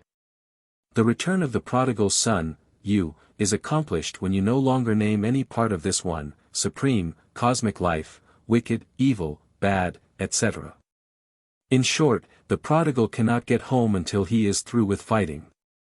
If one fighter ever got into the kingdom of heaven, then it would be hell, for he would immediately start a fight, then it would no longer be heaven. Heaven is well protected, only those get in who have trained their minds to be at peace. My peace I leave with you. Not as the world giveth, wise, wonderful, gentle, peace-giving, this boy from the hill country left us a heritage of which we have not yet heard. Such mental practices will bring actualities of health, peace, power and success. It is neither denial nor affirmation, it is not visualizing things. It is not sitting still and trying to demonstrate, it is a thought process which goes on while you are doing your usual work, and a thought process which you practice upon and within yourself. It is nothing you ask anyone else to do for you, it is not something you rush madly to the ends of the earth to teach others to do, it is something you do yourself. And, if wise, you will keep your mouth shut about it as you do it. Faith. All things are possible to him that believeth. How many times have you envied someone who has achieved success and wished that you might do something too? You can if you will. You can if you will train your mind to believe in the infinite intelligence within you. If you will persistently and in good faith make the mental effort to realize that there is a cosmic wisdom and a cosmic power resident within your own mind and body which will back your every effort to the undreamed limit, if you will but believe in it.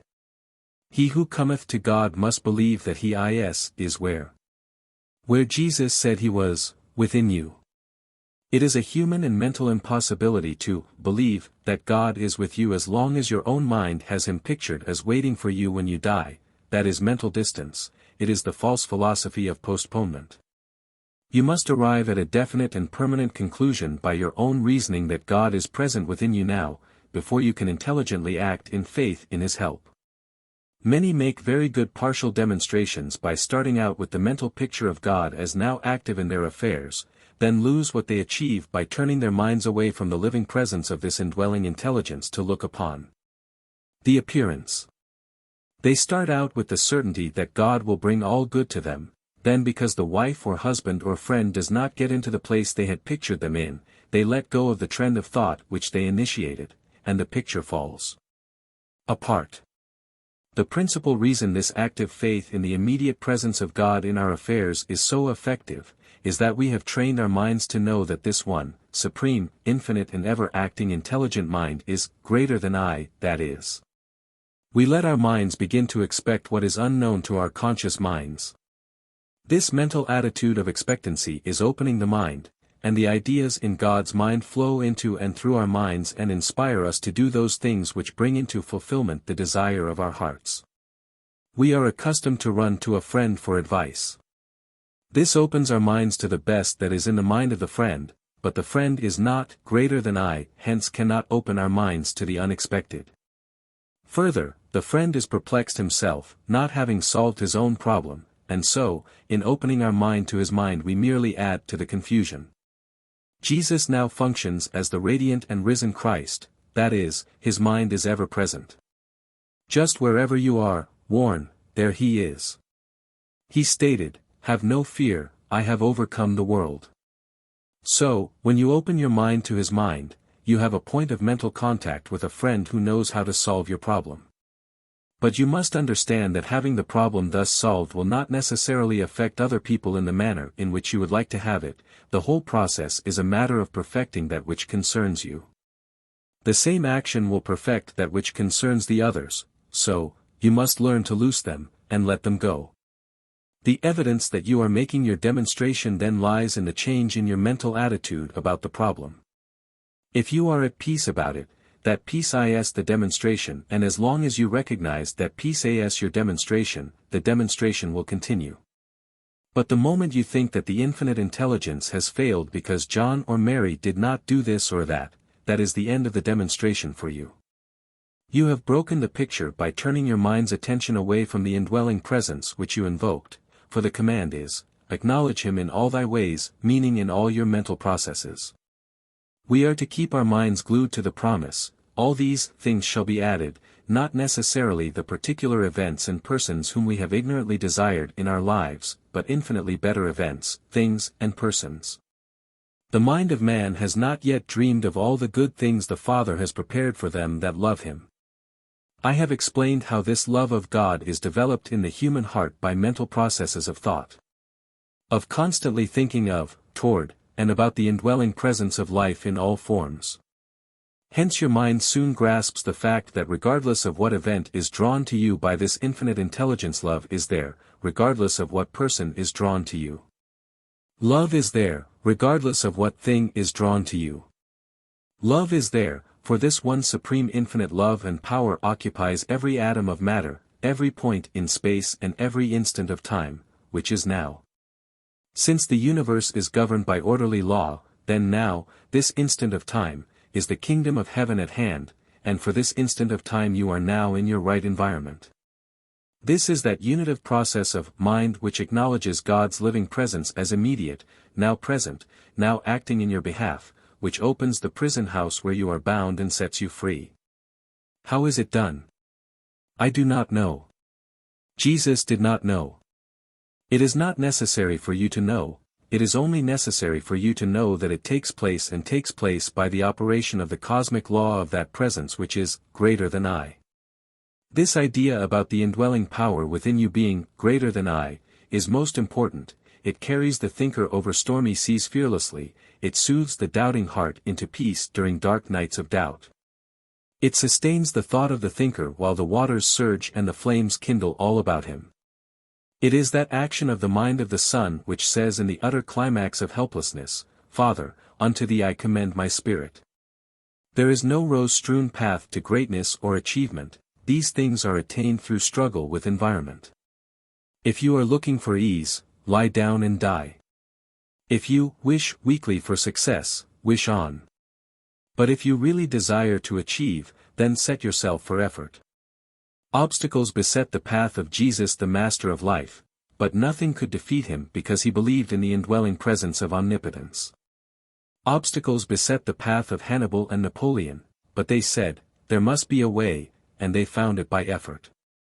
Washington at Valley Forge, Lincoln at Gettysburg, said, "There must be a way," and they found it by effort. Obstacles and the unknown faced Columbus, but when his sailors rebelled he said, "There must be a way, sail on, and on, and on," and he found it, by effort. The world consciousness is so hypnotized with the philosophy of postponement and the end of the trail is so saturated with the idea of rest, that we have become as soft as mush, mentally. Jesus taught no postponement, and he taught no escape from effort. His words were and are a clarion call to life and livingness. His words are a call to the essential manhood and womanhoods latent and inert within every one of us. It is a call to be about the Father's business. His words call for no alibis and no pretexts, they call for the utmost best that is within you, and more, they call for the manifestation and exhibition of the God within you. Christ in you your hope, stand forth, and be. Alibis are futile, because life is an endless circle and what we ignore on one trip shall stand in front of us as an obstacle on our next trip around. So, the problems are to be met and solved as they come, one by one, just as a bricklayer erects a building, one brick at a time. Do not repine for the dramatic climaxes, they are but inevitable results of one thought at a time. You are building the temple, rather rebuilding it, for it is to glorify God in your midst. It is to be known as a house of prayer, the temple built without the sound of hammer and the temple which will be one of those many mansions in the Father's house. That condition of person and environment which your mind has pictured as meaning happiness for you is the weirdest of mirages. If attained you will hate yourself for spending so much time on it. There is but one happiness for man and that is effort and the legitimate results of self-effort brought into manifestation to the glory of God. I have glorified thy name on earth. If your life seems to be in disorder now, if everything has gone wrong, you are to mentally see that the wrong part is in your mind, the universe is still intact. To mentally see and acknowledge that the infinite intelligence is now active in every detail of your life as divine order and harmony and at the same time acknowledge the appearance of disorder in your life. Is that unitive process of mind which brings the greater to bear upon the lesser, and that is that mental process which acts to establish order in your life. It is that act of mind within you which makes immediate and present the help you seek. It does not postpone help, it takes the matter out of the future and brings it into today. Now is the day of salvation. This day shalt thou be with me in paradise. It is the mental act of unifying the element of time with the now which is necessary to demonstration, and then we are to keep the mind's eye upon that fact of immediacy and not begin to look around for the sign. Jesus, the master mind, said, "No sign shall be given this evil generation, save the sign of Jonah." Here he was explaining a mental law. The only sign you will ever see of the glory of God is the result of this indwelling presence bringing to pass the events, things, and persons which shall perfect that which concerns you from the cosmic side of life. As long as you seek signs you will always be disappointed. Unify the desirable with the undesirable in your mind, and do this with persistency as a natural mental habit and leave all results with God. He knows how. Science has proven that all so-called space is a solid, less ponderable than granite, but, nevertheless solid. That with which space is filled is electronic activity, everything is in constant motion. Yet science knows no more about the ultimate solution than it did when the atom was the ultimatum of divisibility. This invisible yet measurable substance, constantly in motion, is, by its nature, unable to accommodate a vacuum. That is, there is no point in the space we know not everlastingly active with this evidence of intelligence and life. If any natural phenomenon destroys any element of this substance in any given point in space, the rest of it rushes into that place and fills the vacuum, thus re-establishing the solidity and poise and balance of the whole. It is this law which Jesus was explaining when he said, "Ask whatsoever ye will and it shall be done of my Father." It was not an action as a personal favor to you such as it would be if you were to ask your earthly father for a gift, it was an unavoidable cosmic action. If there is any lack in your life, that lack takes form in your mind, and your sense of lack is the effort which creates, in degree, the vacuum. That vacuum, be its degree whatever it may, must be filed by cosmic necessity. There is no question as to your moral or social standing involved, it is as impersonal as sunshine, and as certain. This lack thus becomes the empty cup into which life and substance pours itself until that cup is filled to overflowing, heaped up and running over. Thus, if you deny this lack, you will fill this vacuum with your denial, and there is no place for the cosmic substance to flow, there is no cup into which it can flow.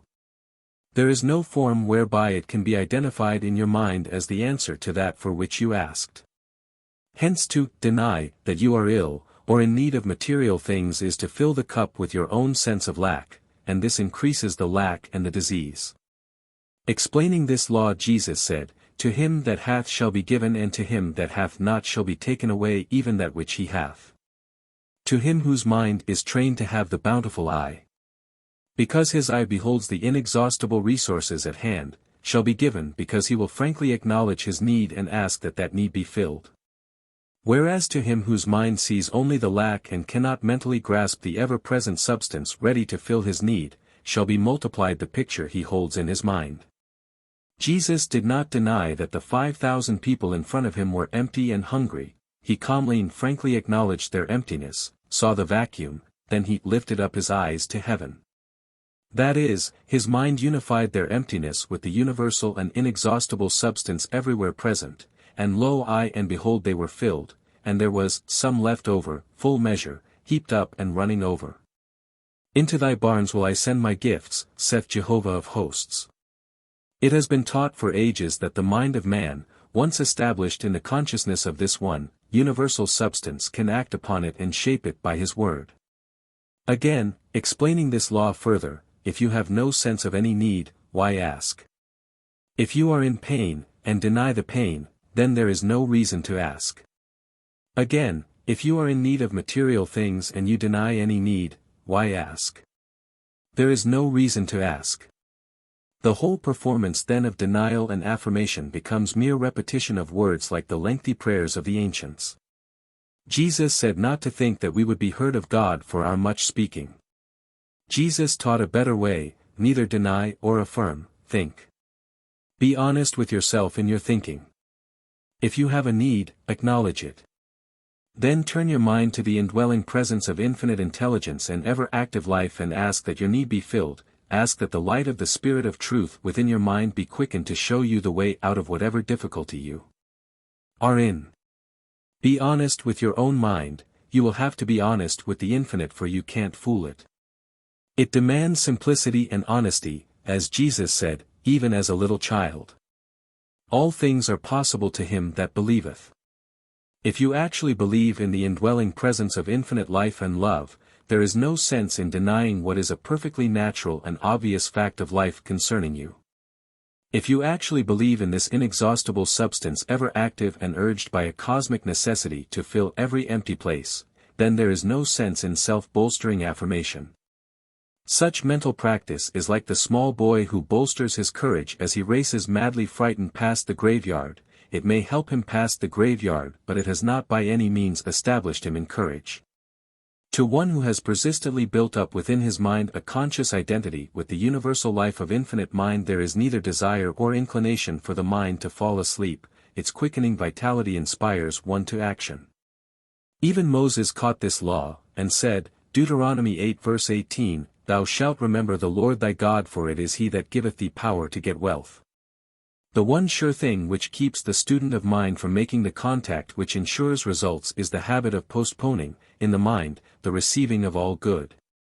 And it is for this reason that I have placed such stress upon the necessity of the individual to train his mind to realize the present fact of immanence and the presence of that indwelling life, here and now, active in and for him. The social and moral activities of life have engaged the attention of philosophers from the beginning of time, but it was Jesus who first stressed the individuality of man. Man as a social and moral animal is a personality. And, as a personality, his duties and obligations and his activities revolve around the personal equation. The personal equation cannot be ignored, and every effort to ignore the personal equation results in a mental distortion in the individual which makes of him a misfit in social and moral activities and a misnomer to himself. Man cannot live alone as a person, and the very fact of individuality makes it essential that he associates with his fellow creatures in order to exhibit his individuality. For, be it remembered, the very purpose of all differentiated life is to exhibit that difference. A man isolated on an island would be an individual, but he would not be a person, for he could not exhibit any personality. Personality is what one person exhibits to another person, it requires numbers for the life of the person. From this necessity of growth from personality to individuality grows all the differences of opinion as regards religion and philosophy. It has never dawned upon the mind of man to study the life of the carpenter of Nazareth, who was both person and individual. One is not right and the other wrong. One is not good and the other evil. They are the two sides of the same thing. Your personality is what you exhibit to other persons, the name and quality of it depends upon what others think and say about you.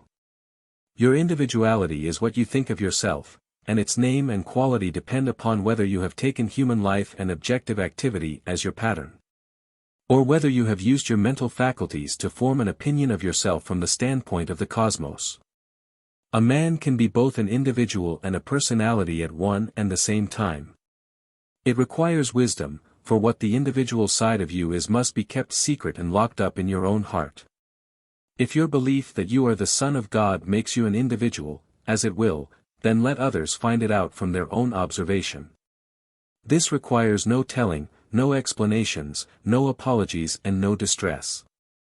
Your personality is the objective appearance by which all men judge you.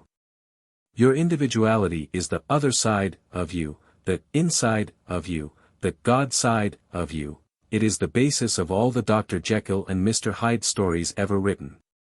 It is called human and divine, it is called the man of dust and the man of God, it is designated by many different terms, but the essential fact remains the same. On your inside you are God.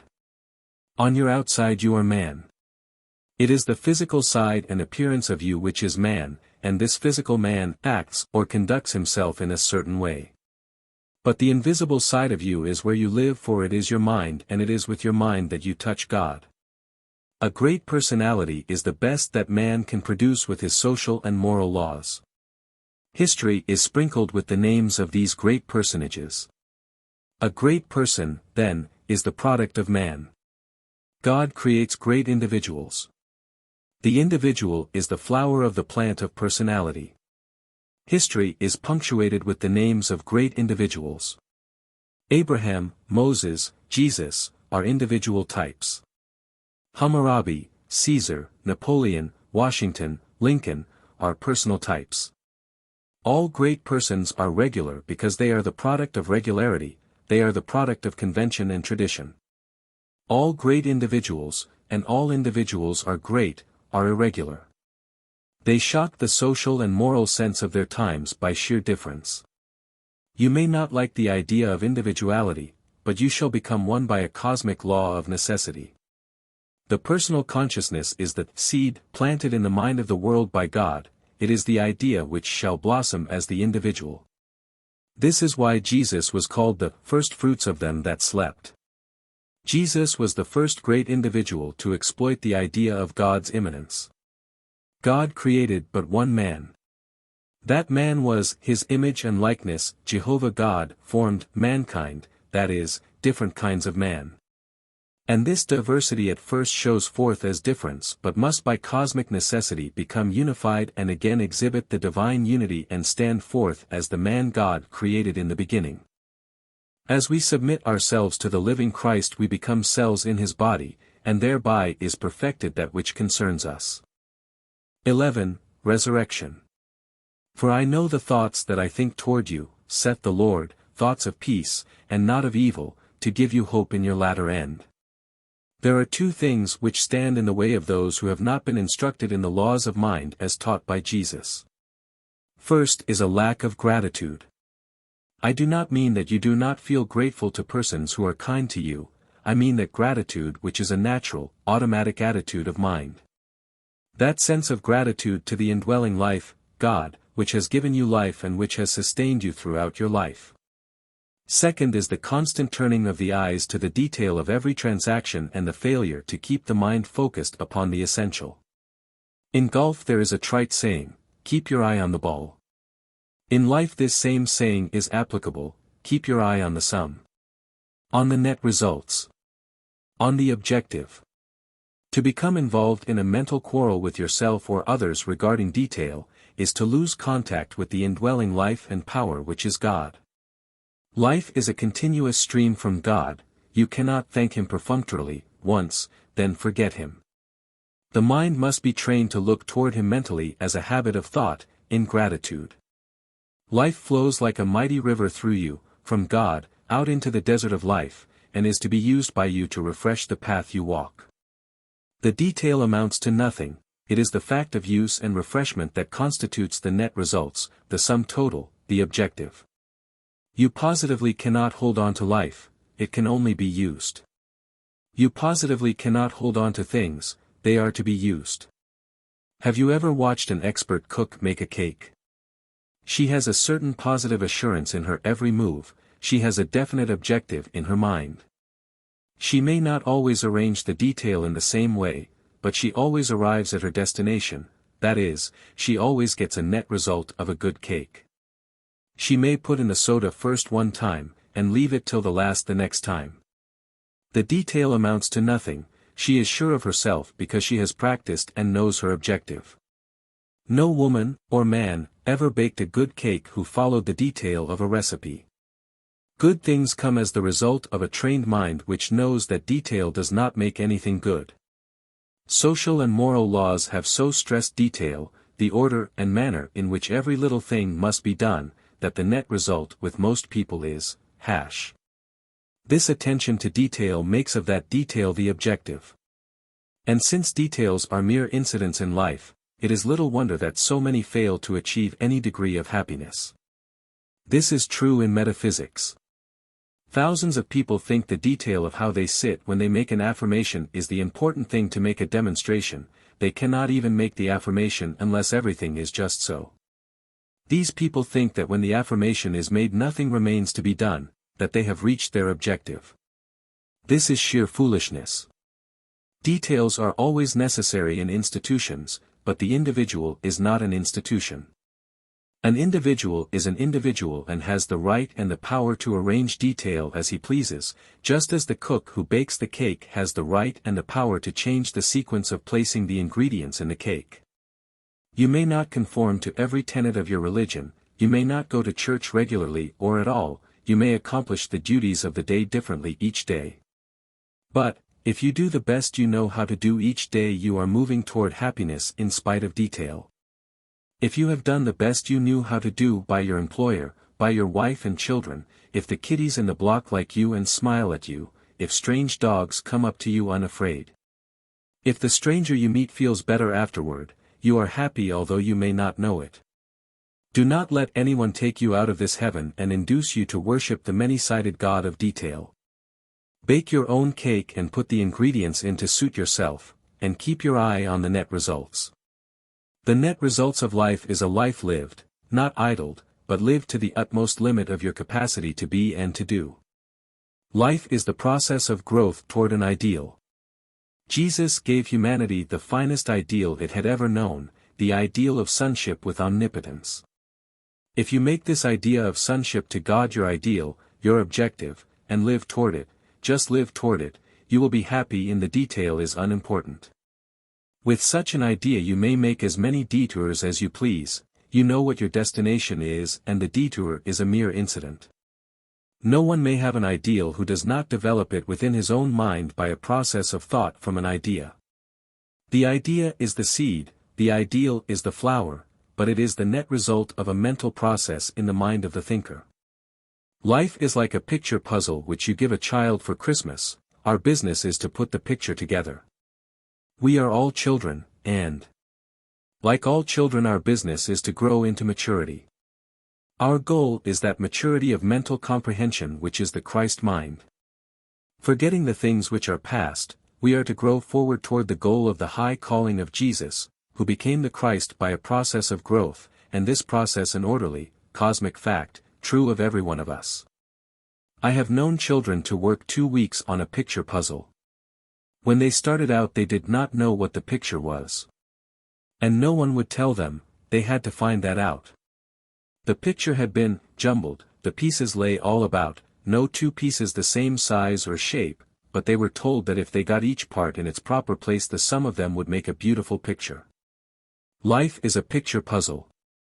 There are many parts, no two of the same size or shape, but when we find the right place for each part, and put them together, we have a beautiful picture, the sum total, the net result, we have baked our cake. This picture puzzle idea is told in the 2nd chapter of Genesis. Like all good stories it is taken from the Bible, the greatest library in the world.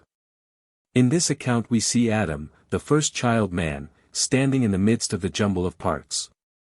And God tells him, as he brings each part to him, call it whatsoever you will and that is what it will be to you. Do you suppose that the thing itself changed character because of what Adam called it? Certainly not. But Adam's reaction depended upon what he called it, hence this naming of the parts is what I mean by putting the picture of life together. God made the picture. He said it was very good. It was a beautiful picture, and thus he declared it. Not until we have all the parts named very good do we get our picture puzzle put together so that we may see what it is. We cannot change the character of any of the parts by our naming them. But, we can change our reactions to them until they will be very good to us. That is the work we are to do, that is the whole secret of life. Mental adjustment to our environment until we see things as God sees them.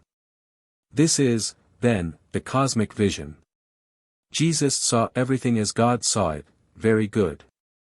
That was why he saw nothing to condemn. You do not condemn that which you name very good. We might just as well calm down.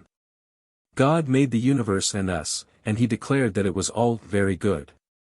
You might just as well start this instant of time to accept the universe as it is, to accept people as they are, and to accept events as they transpire, for you will never be able to change the universe, you will never be able to change people.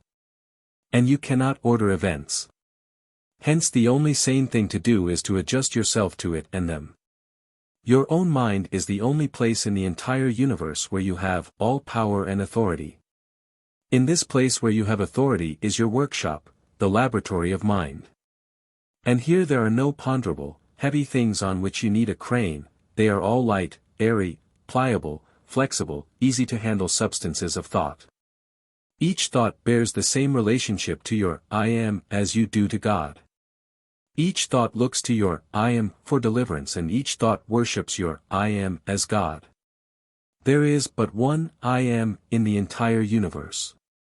You are an expression of that I am. On the I am side you are God. I am that I am is the most stupendous statement ever made. The great and mighty one expressed in you as an individual, is God, the Christ in you which is your hope of glory.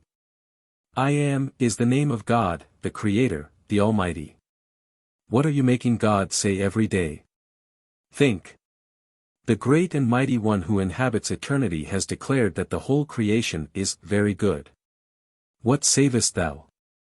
You are enclosed within a universe of limitless diversity of manifestation, but within that universe you are the only one there is. There are none other beside me. I am the Lord thy God and beside me there is none else. When you say, I love, I am, I will, I decree, that is God speaking. When you say, I want, I wish, I hate, I believe, that is the me side of you speaking, that is the side of you which thinks it is separate from God. That is the side of your mind which is to be saved, that is the side of your mind which is to grow toward the other side of your mind, which is God already and always has been and always will be. When you say, I am sick, I am afraid, I can't, you are taking the name of the Lord in vain. It is vain because it is vain to try to limit God to what you have spoken. Your me consciousness is your personality. Your I am consciousness is your individuality. Your me consciousness is what must die. Hence the development of personality as an ultimate goal is futile effort, for it will die. It shall die by being absorbed into or growing into your I am individuality. Its death is just exactly like the death of a child who grows into manhood. The death and passing away of the human personality is nothing any more terrible than the growth of a child into manhood. That was why Jesus said, "There is nothing to fear." All personality is the result of human effort and is accomplished through and by social and moral observance, and it will all die. That is why man cannot reach heaven by building his towers of Babel. Man cannot reach heaven through social and moral excellence, because it is a matter of individual mental adjustment. Also, each individual must do the work himself. This is a cosmic necessity, and that was why Jesus laid such stress upon the importance of the individual. Whole groups of people cannot be inducted into heaven by any method whatsoever. You came into this world alone, and alone, like the carpenter of Nazareth, you must get into the kingdom of heaven. And when you get there you will find yourself surrounded and environed by the objects, things, thoughts that you, yourself, have named, and every one of them will be, to you, just what you have named them. Hence you will never get into any heaven until you have made such mental adjustment within yourself as to be able to declare with the great and mighty one, "Behold, it is very good." No matter where you go or what your environment is, you may be perfectly sure that no law of nature will ever be abrogated or nullified. And you will have your own mind with you every moment of wakefulness, awareness, and your own thoughts will clamor at your I am to be saved until they are all saved. Remember, when you are asleep the universe is blotted out. In your universe there is no one but you. Your world and universe will always be peopled with the things you, yourself, have named. Is it not time you were about your Father's business? When you leave this physical house, what are you going to take with you in your mind? Whatever it is, that is going to be your environment. Be sure of this. Now is the time to get to work, and there is so much to be done, that you will find absolutely no time to worry about what your neighbor is doing, but, keep your mouth shut about it if you do not want to be crucified every day by your best friends. Especially keep your mouth shut to those closest to you in your personal life. And a man's enemies shall be they of his own household. This was spoken by one who knew whereof he spoke. I warned you at the beginning of this book that I was not teaching any social or moral science, that I was teaching you how to think according to the method used by Jesus, the carpenter, who became the Christ by this method. You are, then, both I and me. When you think as me, you are functioning, mentally, as a person, and exhibiting your personality. When you think as I, you are functioning, mentally, as God, and are exhibiting your individuality, the Christ in you. The most important thing in the world for anyone is to think. The best method and pattern for thinking is the Jesus Christ method. This is the only method I know which will enable anyone to make that mental adjustment where he can declare, "Behold, it is very good." Do you begin to get an idea as to why Jesus gave this law, "Thou shalt love thy neighbor as thyself"? Your physical body is not you, it is your mailing address where you get your mail here on earth. It is like your automobile, a vehicle in which you travel up and down the earth, walking and talking with men, as stated in the book of Job. Your mind is you. Your body is formed out of the dust of the ground, and unto dust it shall return.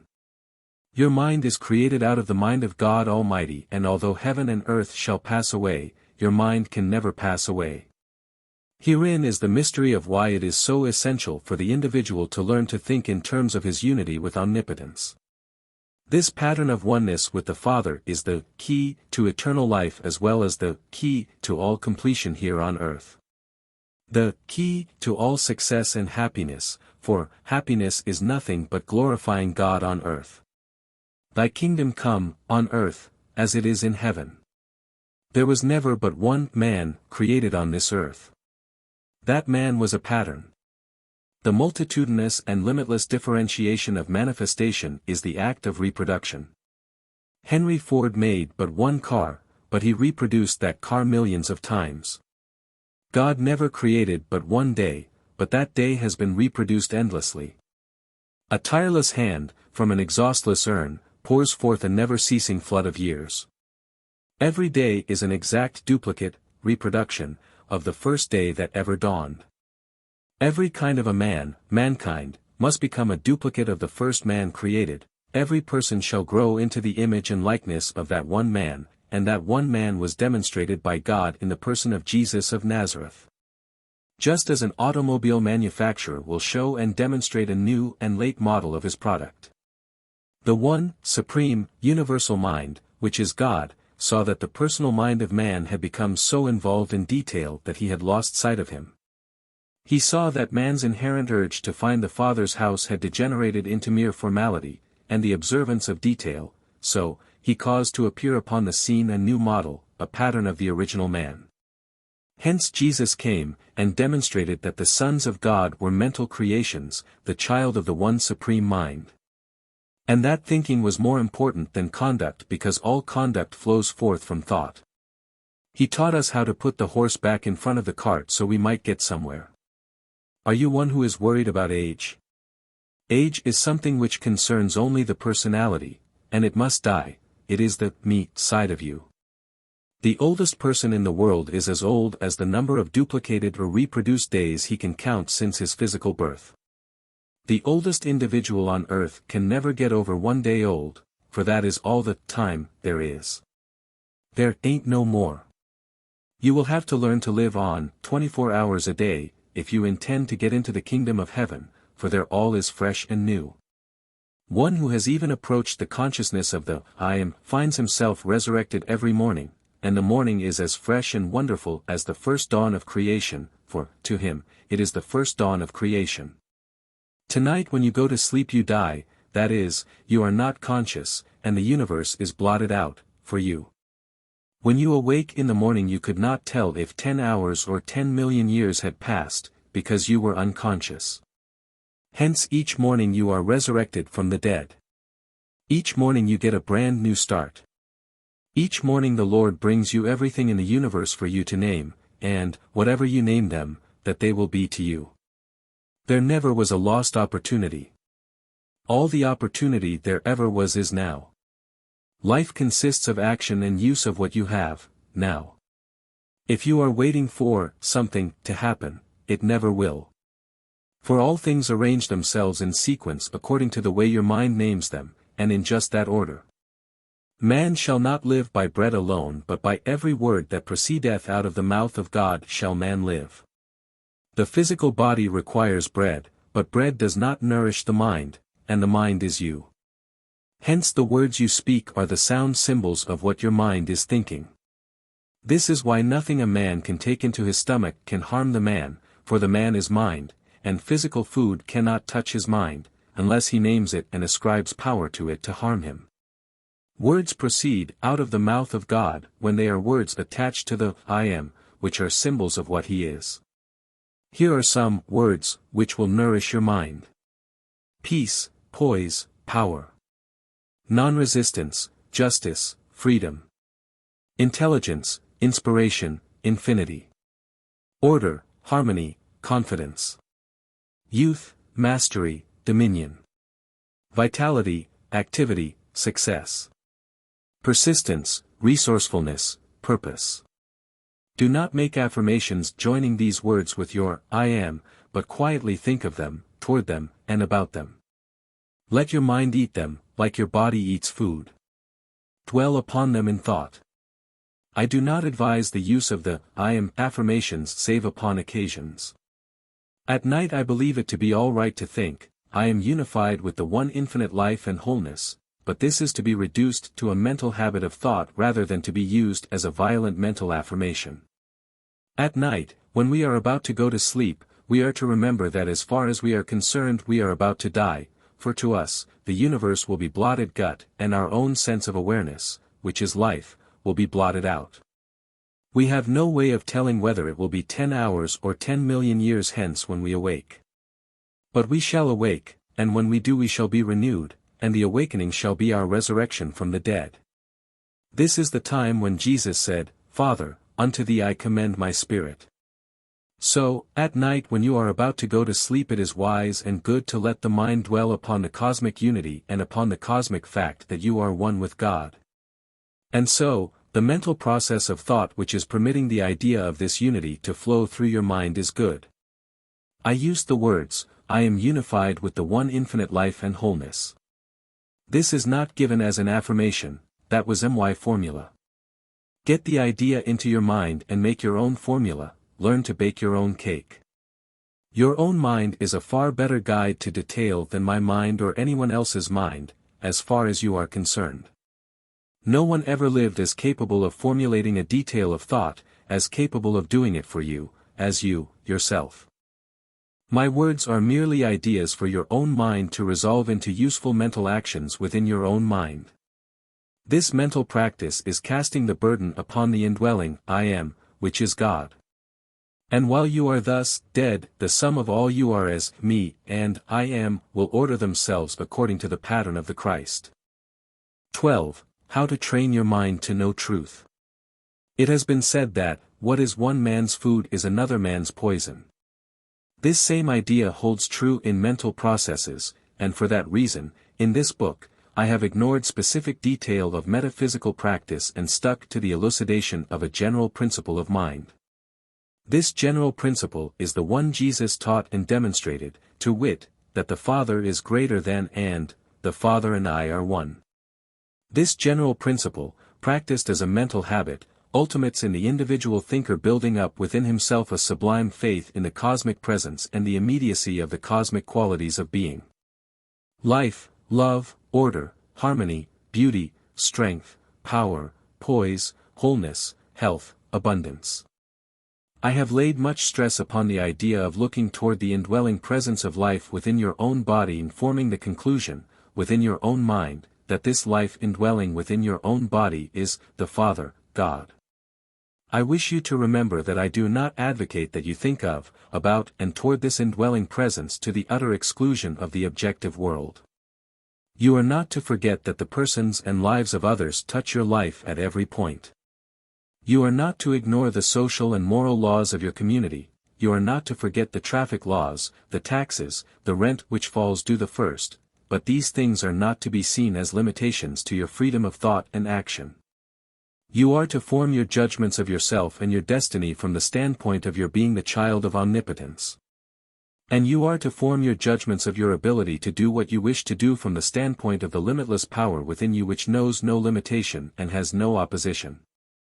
To think of either extreme is to unbalance your mind, but to stand, mentally, in the midst and see both extremes, each in its right relation, is mental mastery and keeps the mind balanced and poised in its every action. Conclusions are not so important to the individual as the processes of thought by which conclusions are reached. Any schoolboy can memorize the answers to a set of problems, but the important thing is to teach the schoolboy how to reason from a premise to a conclusion himself. Hence I am giving in this book the major premise for all your thinking, and am teaching you how to arrive at your own conclusions.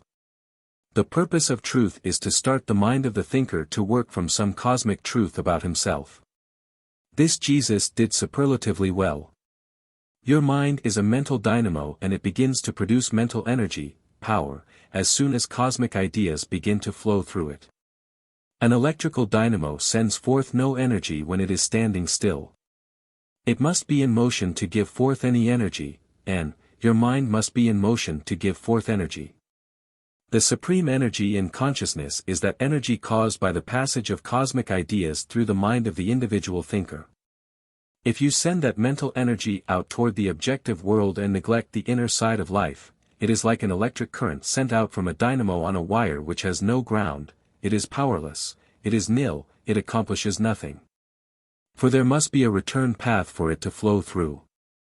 This is why it is essential to build into your mind a consciousness of this indwelling presence of life and power, for it is from this place that your mind gets its energy. Jesus stood in the middle of life, visibility on one side, invisibility on the other. Jesus the Christ was both man and God. So are you. He was not either human or divine without the other. Jesus was not human without being at the same time divine. Jesus was not divine without at the same time being human. He nor anyone else ever has or ever will become spiritual by becoming less human. So-called spirituality is the process of improving your humanity. The more spiritual you become, of necessity then, the more human you will become. Those who try to impress you with their spirituality, by acting as though they had departed from human needs, merely exhibit their unbalance of mind. Jesus was hungry for food for his body even after he was resurrected from the tomb. The last picture drawn of him was at breakfast, eating fish for which he asked. In your efforts to approach God, then, for the sake of sanity in your own welfare, make no effort to act any way save perfectly natural. Do not try to assume a sanctimonious look. Do not try to assume a sanctimonious attitude. Be yourself. That is the way God created you, and evidently that is the way He wanted you to look and act. Say, I am what I am by the grace of God Almighty. If it suits others, well and good. If it does not suit others, well and good. You cannot please everybody, even Jesus could not do that, so, be yourself. If your approach to God does not make you a better human, then you are not approaching God, you are on some detour and you had better get back on the road. This is written especially for teachers, lecturers and all self-appointed adjusters of human destiny. Your mind attains to such familiarity with your environment that you feel one with it. Your mind attains such at-one-ment with those you love that when they pass on you feel as if part of you had gone. This is a phenomenon of the mind. Your mind can become so at one, so attuned, so merged with the mind of God in the midst of you, can attain to such loving and intimate companionship, that the communion will be constant and continuous. You will be able to feel God's presence all the time. Not because you are good, nor because you observe social or moral laws, but because it is also a phenomenon of your mind. This sense of intimacy with the indwelling presence will make you both social and moral, and do that without effort or restraint.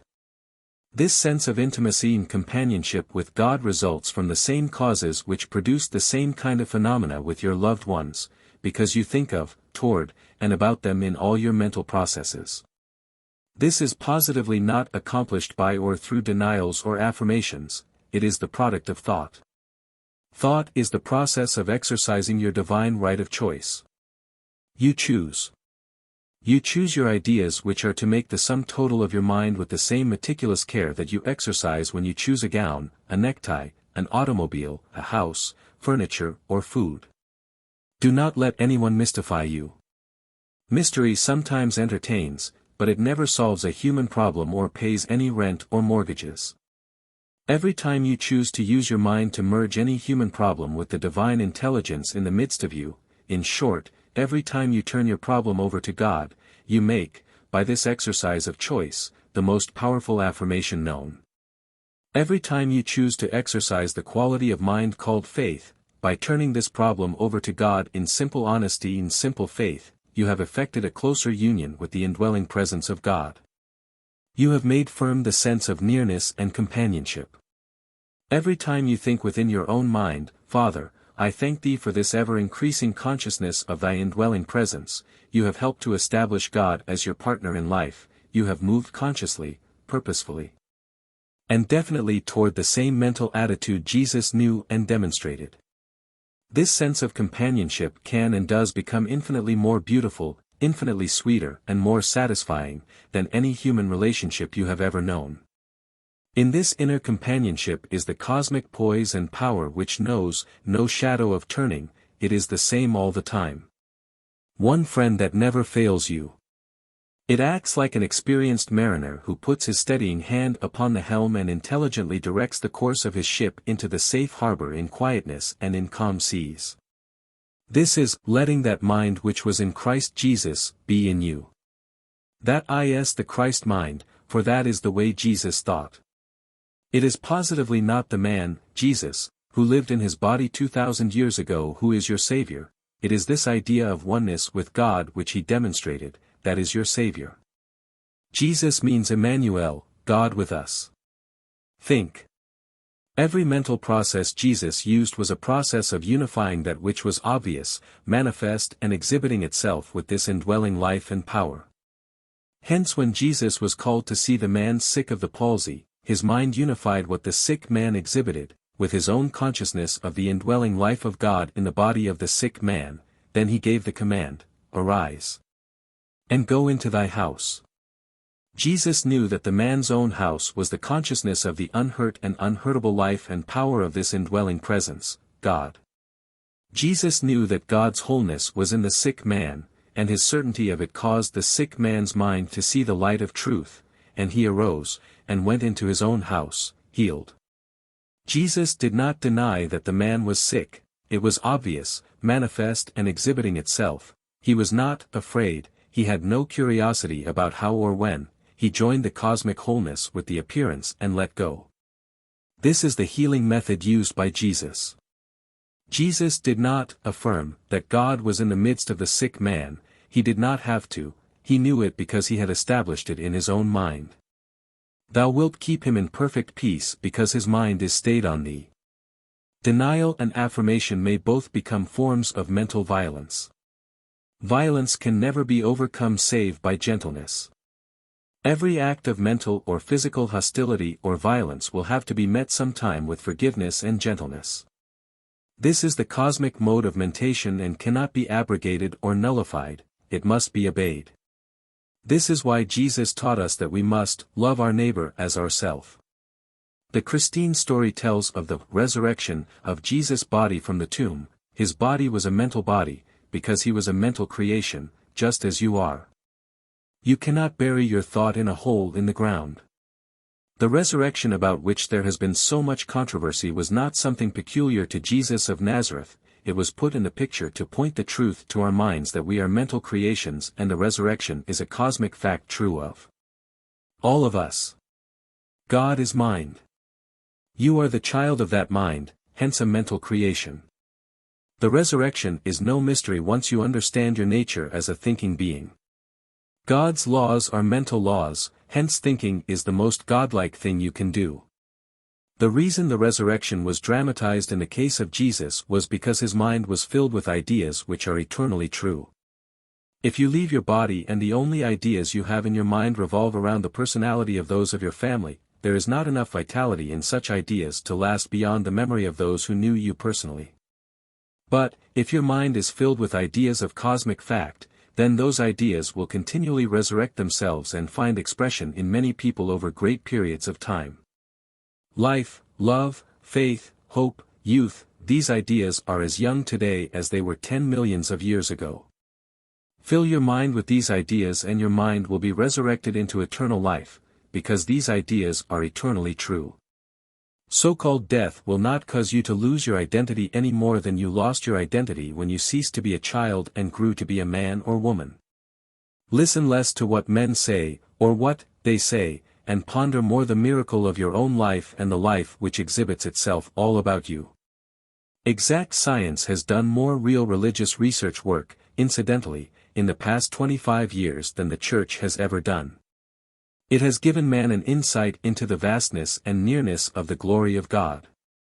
It has generated in the hearts and minds of exact scientists such reverence that one can hardly hear a lecture on their subject without a feeling of awe. Scientists are the most reverent men I have ever known. I have never seen or heard a religious service as solemn and as inspiring as that which I see when I look through a telescope at the stars or through a microscope at a drop of water or a piece of cheese. I have never heard or seen a religious ceremony which gave me such unkillable faith in the eternal goodness of God as that which I see when I look into the eyes of a little baby, so here is obvious, manifest. Exhibiting evidence of law and order and of the continuity of life and of the constant renewal and the utter indestructibility of my own life. Of the unhurtable quality of the cosmic mind which energizes every atom of matter, every point in space, and acts every instant of time, which is now. At such times every cell of my wonderful and marvelous body seems thrilled with a cosmic energy. The vitality of the universe is flowing through the blood in my body, the wisdom of the infinite guides me. The love of the infinite protects me and the light of the Spirit of truth enlightens my mind with its own qualities of understanding. 4. There's part of the sun in an apple. There's part of the moon in the rose. There's part of the flaming Pleiades. In every leaf that grows. Out of the vast comes nearness. For the God whose love we sing lends a little of his heaven to every living thing. Selected, author unknown. After one has mentally chosen his thoughts until the sense of companionship is established, the matter of prayer resolves itself into a mental exercise of such pleasure and enjoyment that it becomes prayer without ceasing. It occurs about like you drive your automobile while your conscious mind is otherwise engaged. Your slightest wish brings forth as if by miracle the very thing you desired, you are almost unconscious of having asked for it. Many will say, "Oh, I've prayed and asked but I never get any results." Yes. To whom have you prayed? To God. Yes. Do you believe that God ever punished anyone or ever will punish anyone? You do. Well, that is the reason your prayers have not been answered. You have never prayed to God, you have prayed to yourself. God never punished anyone, nor will he ever punish anyone. That idea is just yourself magnified. Get acquainted with God before you start praying to him. The idea that God will punish people is just what you would do if you were God, hence that concept of God is a concept of yourself magnified to what you would like to do if you had the power to do it. God is love. Jesus, who demonstrated him on earth, said, "Father, forgive them, they know not what they do." Does that sound like punishment? Think, for yourself. Prayer is a perfectly natural part of man's mental process. It is conveying to the one, supreme, formless substance which is the mind of God Almighty, the picture of the thing you desire. God, being mind, is intelligent. Even more intelligent than you are, although some will take exception to that. But he is more intelligent than you are, for Jesus said, "The Father is greater than I." Hence in conveying your desires to him the process is an act of intelligence. It is an intelligent approach to an infinite intelligence. Do you pray to that? This infinite mind is pushing outward upon every living form, seeking avenues for greater livingness for itself. The psalmist sang, "He restoreth my soul for his name's sake." God is infinitely more desirous of finding a greater channel of expression through you, than you can possibly be to get it. All the infinite mind of God wants is a mold into which to pour itself. All he wants is a picture in your mind which will benefit all and harm none. How then can he flow out into your picture when 2/3 of all the pictures in your mind are pictures and names of punishment for this and that? Every mental act of yours which condemns, criticizes, or hurts, is a mental picture of punishment. Think.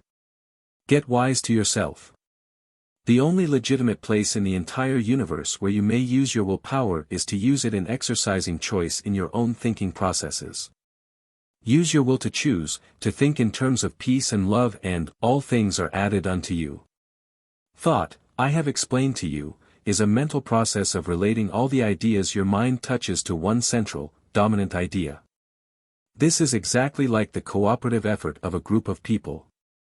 If you start a manufacturing plant, you do so to manufacture a certain kind of an article. You have a very clear, definite idea in your mind of what you wish to produce. Every employee you hire is taught how to relate his own mental actions to that idea so that he may cooperate with you in the manufacture of that article. In short, they are all taught the business, or that part of it which concerns their particular work. In any event, their minds are related to the business through the mental process of learning how to relate themselves to the manufacture of your product.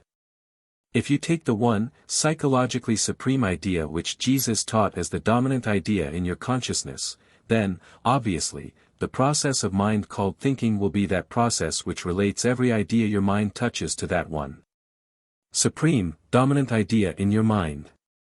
The reason your mind chooses this idea for your mental center of gravity is, that you wish to manufacture a character like that of Jesus. A character which will stand out as life, love, power, health, wholeness, beauty, abundance. When your character shows forth these attributes, you are exhibiting the God in you, you are glorifying God on earth. I have glorified thy name on earth, said Jesus. This mental practice persistently attempted is the most powerful affirmation of unity with God that can be made. It is that form of denial, called non-recognition, get thee behind me, Satan. Live your own life and grant to others the same privilege. Do not be awed by tradition or by the imposing size of a calendar, or the fussy clatter of a clock. Keep your mouth shut about your mental operations. They will bear fruit in time which will be obvious, manifest and exhibit themselves. Then, they will need neither explanation nor apology. What you are will speak so loud that no one will ever question what you say. Euclid declared, centuries ago, that there could be no rule formulated for the extraction of the cube root. Mathematicians have accepted this dictum, and made no effort to formulate such a rule. I know a 9-year-old girl, taught by her father, who can extract the cube root of any number up to trillions in 5 minutes without use of pencil or paper, and you can give her the number backwards and orally. Nothing is impossible. Let no tradition place any limitation upon your thinking processes. The greatest power in the entire universe is that power exerted by the movement of an idea through the mind. If the idea be cosmically true, that idea can never pass away.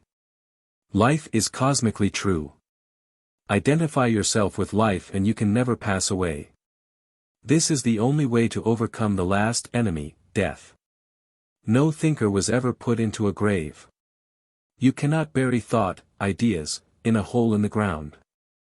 Any more than you can catch and confine in a prison the songs you hear coming through space over the radio. Think and you become a permanent identity of the cosmos, and this is life eternal.